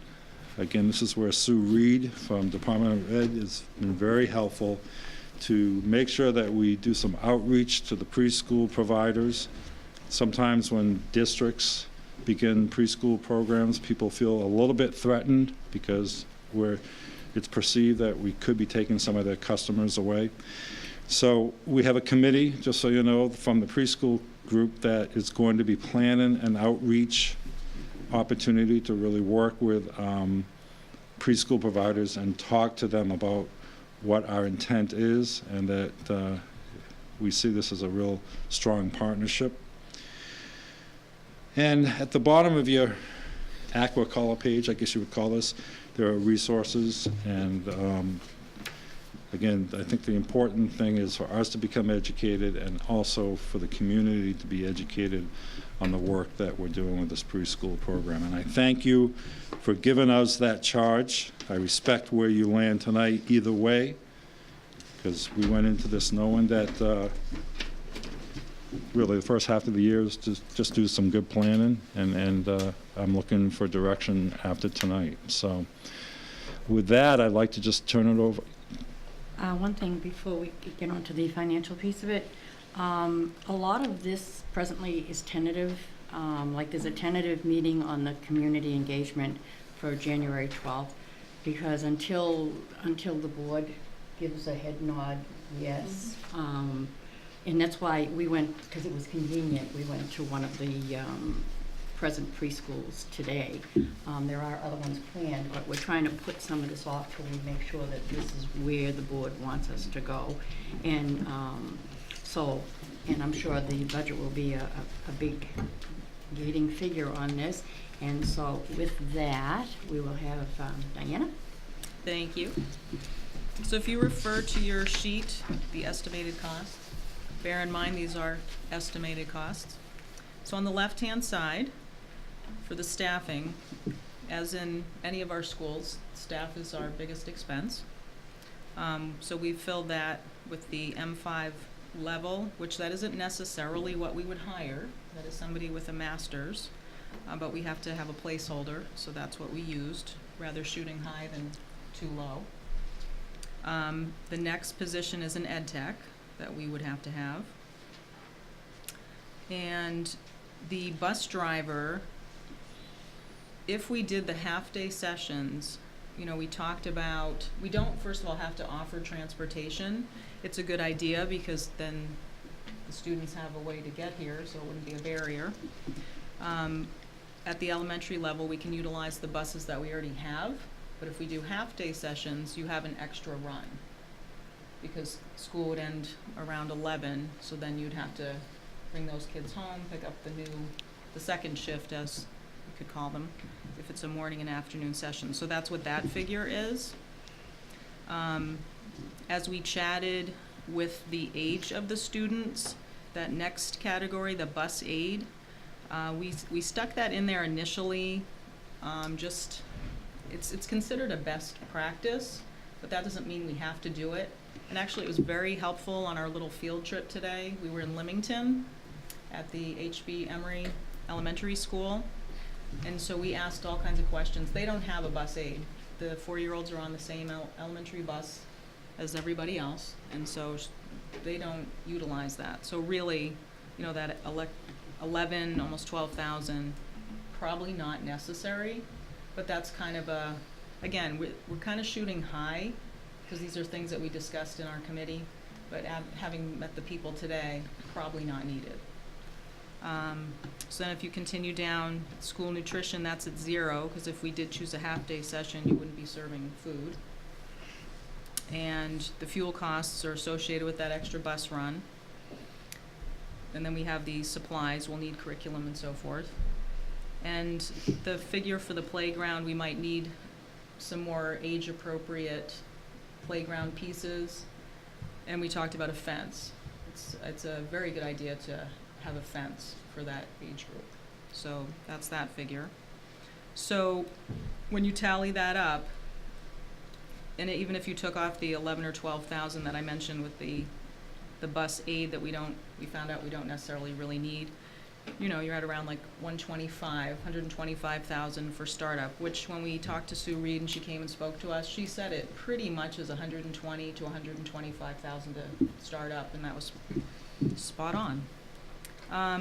The next figure, the teacher, based on like a May beginning, that would be if we started the teacher early, as Sandy mentioned, so that they could help with screening. We also talked about how it'd be nice to have them work with our Jump Start program, since that's the same curriculum they would probably be utilizing or something very similar.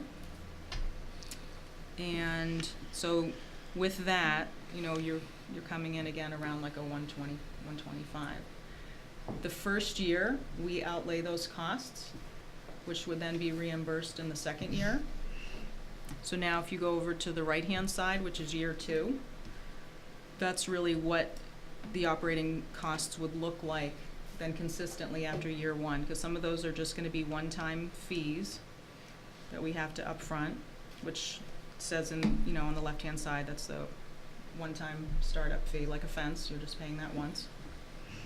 So if you look at the right-hand side, looking at all those same amounts, bear in mind if we did a half-day program, that is treated like reimbursement for 32 students. They look at the 16 students as a full student, so we would be reimbursed for 32 students. So if you follow this column down, we actually have 16,000 to the good, shall we say?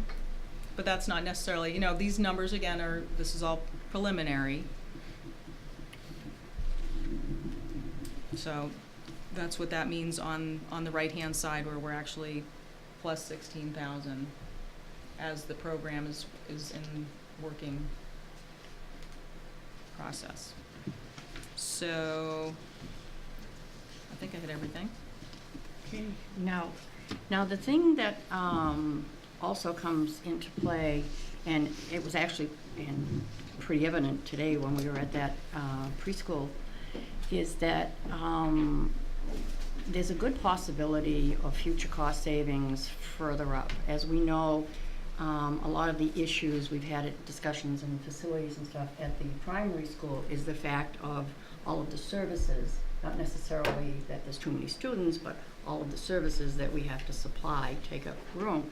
When we visited that school today, these were 4-year-olds, and they've only been there since the beginning of September. And I'm telling you, these students functioned like they could have been getting ready to go into first grade. I mean, they know their names, they can write them, they know their alphabet, their attention span is excellent, they're very independent. They know exactly what to do, when to do it, need very little direction. They have art, their artwork, everything is all over the place. I mean, it was amazing. I mean, It was very impressive. I was very, very impressed. And what they happen to have in that particular school is, because they follow the mode of what, the model that Sue mentioned to us, that you have to have models, which means that all of your students should not be children with issues, because then there's no role model for them to emulate. So balanced class. Right, you have the Yes. balanced class, and so they have some small number of those, but you could never pick them out. You could never say who in that class was behind. She also told us, and this was another reason we thought, you know, we're kind of going in the right direction, that they also decided not to team up with Head Start or with preschools, you know, and to just, like Sue told us, everybody has their own selection process of how it works. But the thing being is, I think we'll find if we're able to do 32 students in this class initially, and we still have the Jump Start program, hopefully we'll alleviate some of the students that go to that, because right now she's at 45, because she's tried to get Christine has tried to bring as many students in there to give them the extra help.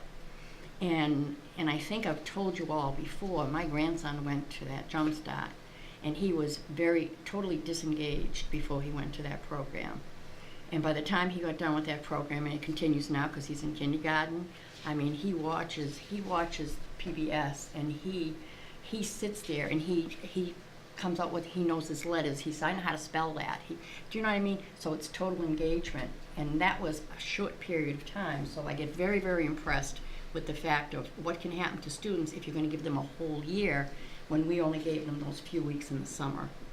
So I think what started out as us looking at a way, you know, okay, what do we do at a facility? We have underutilized buildings, and, you know, what would be, you know, Natural fit. right, what would work for us, because we've always wondered what, the academic enrichment that the students would get from this, I think would be just, I don't think you could put a dollar value on it. I think it would be that good. I mean, you had to be there today, right? Yeah. I mean, it Well, was that's the impressive. hope, that implementing this down the road will hopefully save you money on ed techs or remediation, you know, the issues we're dealing with now and having to catch up in 5th and 6th grade, having special interventionists to catch kids up that are 2 grade levels behind. So that's the hope, that starting them off, and, you know, and again, we have no particulars spelled out yet in the committee. We haven't decided what the selection criteria is. None of that's been discussed, because we didn't know if the board wanted us to investigate further. So that was a full-day program that we looked at today, which is 4 days a week.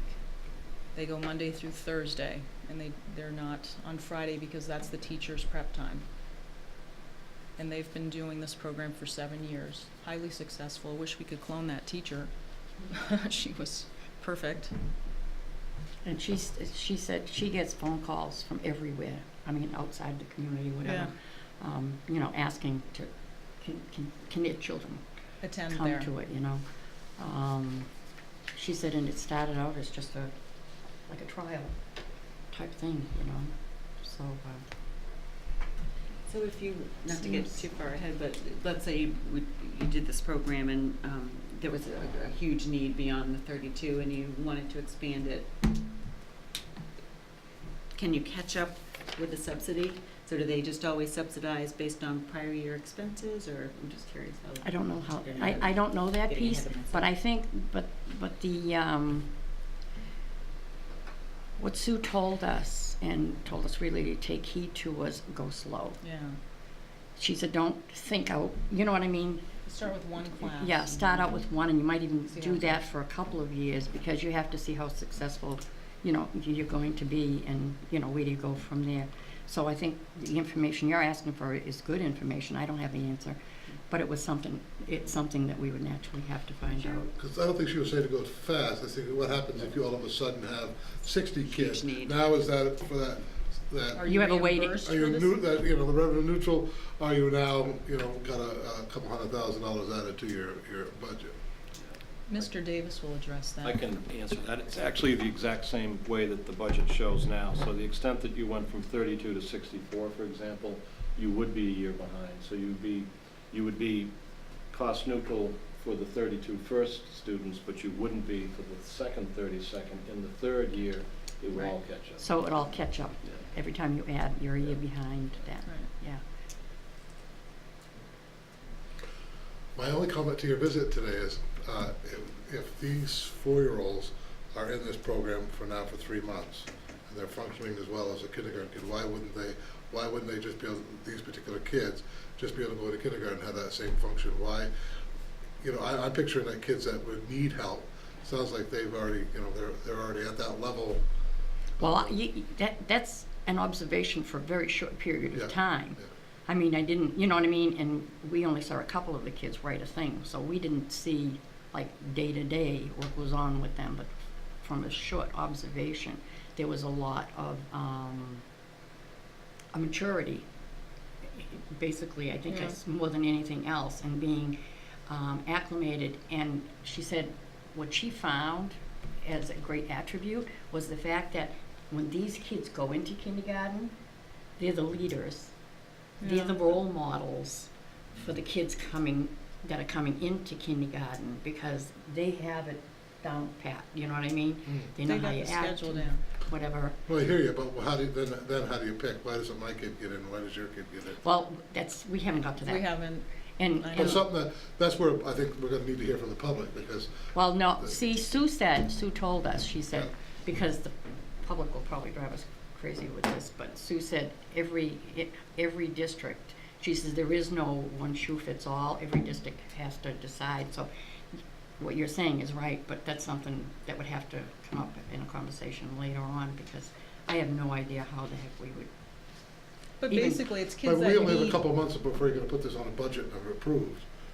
So there's a lot of questions that I guess there's a lot of I'm not sures before if we're gonna be putting it on a budget in April. right. The goal is to service at-risk kids. Right. That's what it's all But about. then you just said it's But- not all mixed risks. No, not all. It's just a small Not all. number. Who gets those picks? Who gets to be in that? So I know what percent is, what isn't, because they do say there has to be a healthy mix, and even asking her today, she's done it now for so many years. I'm not against I don't- it. No, I know I'm that. just No, it's thinking, a good I've already question. gotten a couple phone calls, so I'm already hearing a couple things, and those are the people that are obviously bold enough to speak out. But it's the same kind of kids that would qualify for our Jump Start. You know what I mean? That's Yeah. the kids we're trying to help, not kids that are already going to another preschool that they're happy with. You know what I mean? That's not who we're looking to attract. But I think to Eric's point, I think there needs to be a little more clarity as far as the criteria to get into this program. Yeah. I know. Just from a public perception, if I'm out there and I hear, oh, I can get my kid into a preschool, I think we just need to be very clear what our intention is, what is the screening process, what instrument do we use? Because if you're already getting calls, people are gonna ask you, well, how do I get in? Well, I don't know.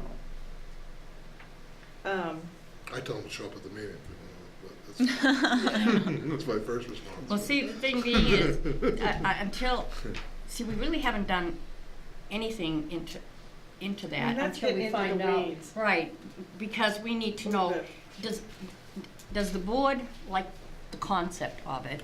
Does the board think that the financial piece of it is something, doable that we can live If it with? stays the same size and you take a 5-year return on investment, it's a small amount of money to have something if it helps kids. But when you have a district of 1,000 kids and you're going to help 10, 12 that need kids, it's a pretty small piece. But if you're taking the most at-risk students, theoretically, down the road, that should save you in special ed costs. That's the You can't, anyway. you can't do them all. Okay. And you know what I mean, maybe at some point preschool becomes like kindergarten, so it's, But then if we jump it every year, then you're adding. No, I know, you're adding cost. I know. you know what I mean, it's a similar, believe me, I know because we do the backpack program, and we went through the same thing. We have X amount of money we can only afford to do, and so you have to be very careful how you make that selection process of who. That's hard. It's a hard thing. And we can bring Sue back. No, respectfully, I'm just trying to, this is a lot of information that I know you guys have processed. Are we talking 16 or 32? Or is that not- 16 is a full day, 32 We're is if we talking did 32. half day. This. You did these figures- 216 Right, because sessions. you're having two, More than- No. two classes. Right, These right. figures revolve around 16 mornings, 16 afternoons. Right. Right, So Dawn? we're serving correct. 32. Yes, Yeah. in Thirty- total. 32, yes. Just as a side on the budget, the reason you need 2 adults is because the regulations require 1 to 8, 1 down to 8. Yeah. I thought I read it was 1 to 16, or class size was 16. Class Class size is size 16, you need a max. teacher and an aide. Yeah, I don't blame them. Just because I missed Sue's presentation, so this okay. is all. But we can bring her new and back. Great information, but on hers, it says it's set more 7,800 a child, so at the 32, are we, do we feel comfortable with the numbers? 'Cause You it have looks to- so much She was pretty clear the lower first year than- was about 100,000. Okay, so that was her Right. aggregate, Yeah. and that's more of a national number, so maybe just Right. our rates are lower. And then, to your point about the results, with 70% of our districts having this program now, there must be some great data that would really show us what the Oh, she's gonna, return would be. she's gonna send us some, where we went today. Yep. We asked her, and it's just, we went today, so we don't have it yet. She can, I think she's gonna send it Pull to, it from the she's gonna send it to Christine, because she has data on, because she's been doing it for 7 years, so she has data on, she was just gonna Student pick achievement. one class, one group, or whatever, you know. So let's say everybody was like, yeah, let's get rolling. Is that 125,000 going to be added to the budget, or is that coming out of? Initially, it'd be added too. it has to be That's added. Mhm. Yes, it has to be added to the budget. Except for if the teacher started early in May, we talked about that coming out of contingency funds, This year's Right, contingency, this year's. That's correct. but all the other. So I'm not against you guys going forward. I just think there's going to be some kickback on that because it's a small number. That's my only. Well, Sue told us that would happen anyway. Yeah. When we met with her, that there would be, she said, she said, be ready, she said, you're just not gonna make, not everybody, there's a lot of people you're not gonna It's a make big number happy and it's a small because you number. can Well, only, she but it said doesn't, we should but start do with you, one class. right, but do you deprive those 32 students of this benefit because we can't do it to 200? Well, it wouldn't be up to me, but I mean, I would. I mean, in this, you know, I'm just saying, I mean, you could use that philosophy too. Then you could, yeah, but that could build forever. Well, do you deprive these Oh, I know. 164? Believe me, I know. So, being in sales, making presentations, I understand it's good to sell the sizzle and not the steak, but, But we could bring her back again. If don't we need want to to. go forward, you know, and people had questions. What if conceptually you want us to go forward with the understanding that we build it into the budget? If it's just a terrible budget year, then ultimately you can the whole thing. But in other words, we got a lot more planning to do, so. I'm not against you guys going forward. And build it into the budget and then reassess it when you go into the budget lines. Maybe there's a way to. And by then, I think we might have some of the details worked out. Selection process. Right. I mean, honestly, I like that. I'm just having a hard time making a decision for $100+ grand when I don't know what the big picture is that we're gonna be seeing in a couple of months. Right. And typically something like that, this is not determined as a standalone. It's where are our priorities? Yeah. Listen, this is philosophically, I'm 155% on board, but I don't have just preschool to think about for this coming up budget. And I just have to say that typically, when we have our budget, and I shared this with Sandy and Don earlier, you know, the way we operate is you go through the budget season, and we're advised that you can add in a certain amount of money, but it's really an A-team decision to prioritize what rises to the top. And I know philosophically they're probably there, but I haven't heard it from them, that if they were given $100,000 in this upcoming budget, free and clear, would this be where they would put it? Always knowing that, you know, I really value this, and thank you very much for all your work, but that's kind of where my mind's at. We have a lot of work in this district, and we have a lot of priorities, and I just want to make sure K through 12 that they weigh in. 100,000, I'm throwing it on the table, what would you do with it? Right. K through 12, all the administrators would say pre-K. 140. Huh? 140. 100, whatever. Well, what would special ed say? I mean, Do you and know what I mean? ultimately knowing that it is our decision, if we decide this is a high priority for us, you know, we get the input from whatever comes down the pike, and we still think, no, this is a good bang for the buck. That's our decision. But It's buy-in. it's buy-in. I would like to see some buy-in and not a top-down decision. Yeah. We could add that to the January 6th meeting. It's the only time we have them We're all together. all together. May I? I'm thinking there's more than the two topics of facilities and this program. I'm agreeing with Kate that I think you need to see the whole amount of the budget to know what the priorities are. And priorities may come from the administrative team that are expensive, that are outside the realm of either one of those. So I just think you need the whole picture. I'm agreeing that that's the case, but I think conceptually there's no reason why you can't get the data, why we can't have Christine and others work on what a good screening tool would look like and so on. So I think, you know, maybe you would want to report before, you know, in another month or so on what we've learned about that piece of it, just as information, but you're still going to need the big picture, I think, to determine. I think the other selling point, and you said you were going to get the data from this teacher who, let's try to hook her in. No, I'm kidding. No, you're not. Well, she collects it. We might as well use it. This I is mean, what we want. hear that preschool has a good cost return on investment, but I think numbers speak pretty loudly. Right. And what does that mean?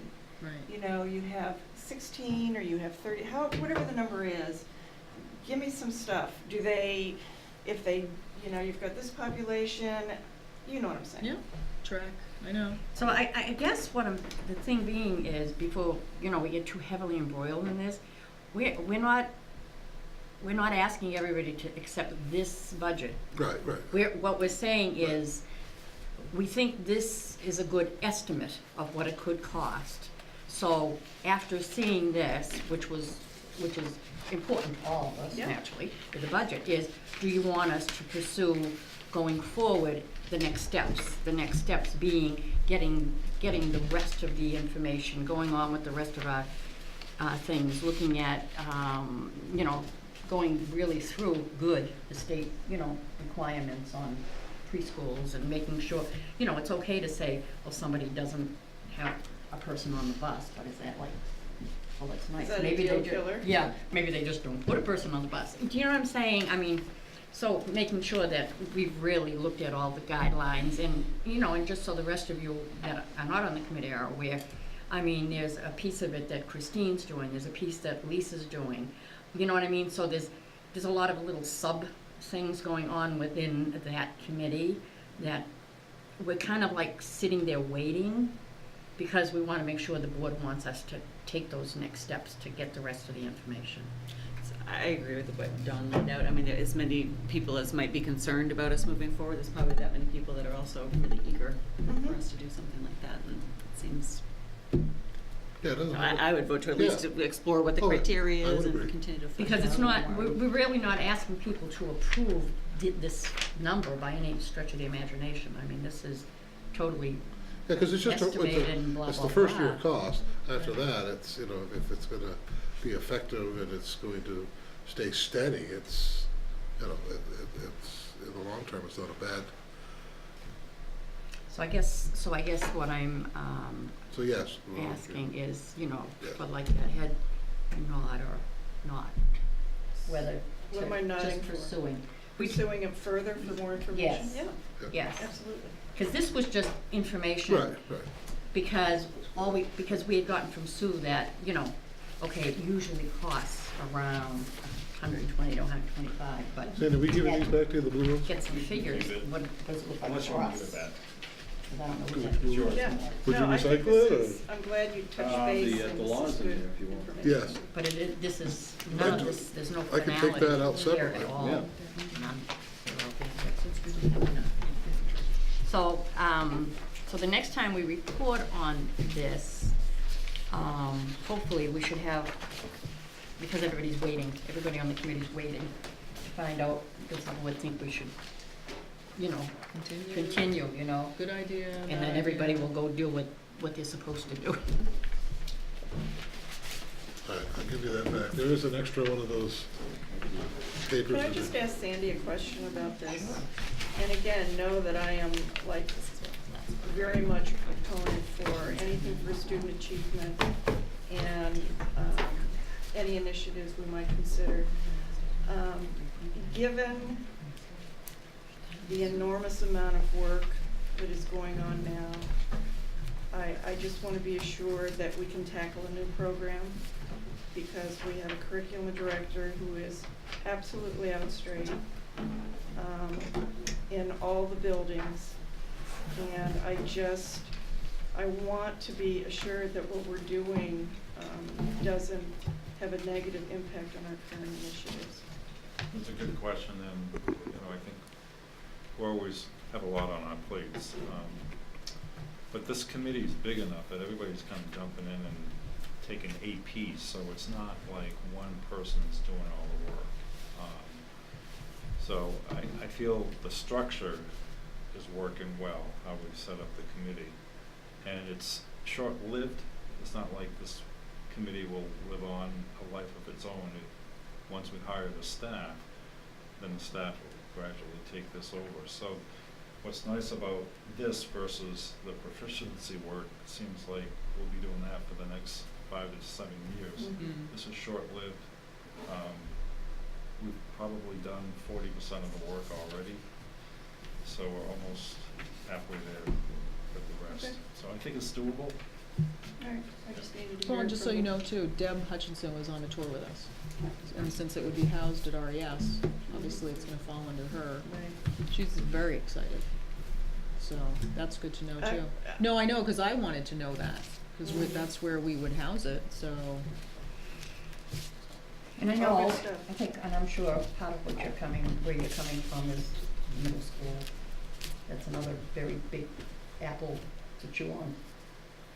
So, again, Well, thank you. This That is, is- thanks for the work. This is informative, and I appreciate the budget. That kind of gives me a context. okay, great. So we are good to go We're on to the gonna next step. keep going. Keep moving on and up. Okay, great. Motion to adjourn? So moved. Well, I Second. think Sierra had an announcement. Oh, Oh, yeah. Shut her off. okay, no So, voting yet. There's a school board luncheon tomorrow at 10:20. Apparently only Ms. Gavoni got the email, so thank you for your RSVP. Oh. But apparently no one I else didn't got the get email, I know. so. It's not my fault. No, I know, if we were letting you, I don't know how it just got to Really? you. Yeah, I put everyone down. I should've. Yeah, I Double no, I check. did. I put everyone down, because I Okay. went to the school website, Right. just copy and pasted all the emails. Thank you. Yeah, I I'll didn't. check and make sure. Well, you can also hit SB, so it goes to everybody. Yeah, school board. Okay. Yeah, we'll show you that, because that's how you email all Oh, this at and the once. new, That's really cool. It's very cool, so you don't have to do and, that. and she invited the new SRO to the luncheon too. Oh, good. Nice.